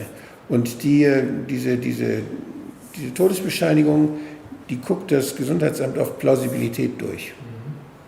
Guckt es an und registriert sie auch und gibt es auch weiter. Und dann werden die ja gebraucht für die Leichenschau, wenn die Leute verbrannt werden sollen, da werden sie nochmal angeguckt. Also das ist so, und die statistische Auswertung, die erfolgt dann nachher meistens auf Landesebene. Das ist auch von Land zu Land, das ist noch nicht einheitlich und ist in Deutschland ein riesiges Manko, dass wir machen jetzt eine App für Kontakte, sowas wird verkauft, aber wir schaffen es nicht, eine Datenstruktur zu haben, dass wir tagesaktuell die Todesorte, die Todesursache und das Alter, wir brauchen ja nicht den Namen, wir brauchen wer, wie alt, Mann, Frau, und dann wenn wir eine Todesursache haben, ist gut, aber Todesursache ist meistens, kann man sich nicht darauf verlassen, was da drauf steht. Häufig ist es so, da kommen Leute, Notärzte machten Leichenschein, findet jemand, ja, der ist tot, schreibt auf, was er weiß, schreibt er auf, Verdacht auf oder hat Herzinfarkt bekannt oder nur was ihm bekannt ist.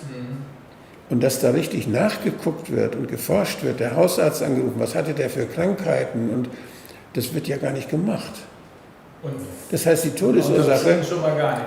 Manchmal ist die Todesursache, was für den ausstellenden Arzt das Einfachste ist, wo er am wenigsten Schwierigkeiten mitkriegt. Wenn er da was reinschreibt, wo Fragestellungen sich ergeben, um Gottes Willen, dann kriegt er da noch angeschrieben, dann muss er... Wäre ja auch noch ein Grund mehr, wenn ich das richtig verstanden habe, auch hier für Deutschland dann vielleicht mehr Obduktionen durchzuführen. Das wäre natürlich toll, da muss man sagen, wer sie bezahlt. Ja?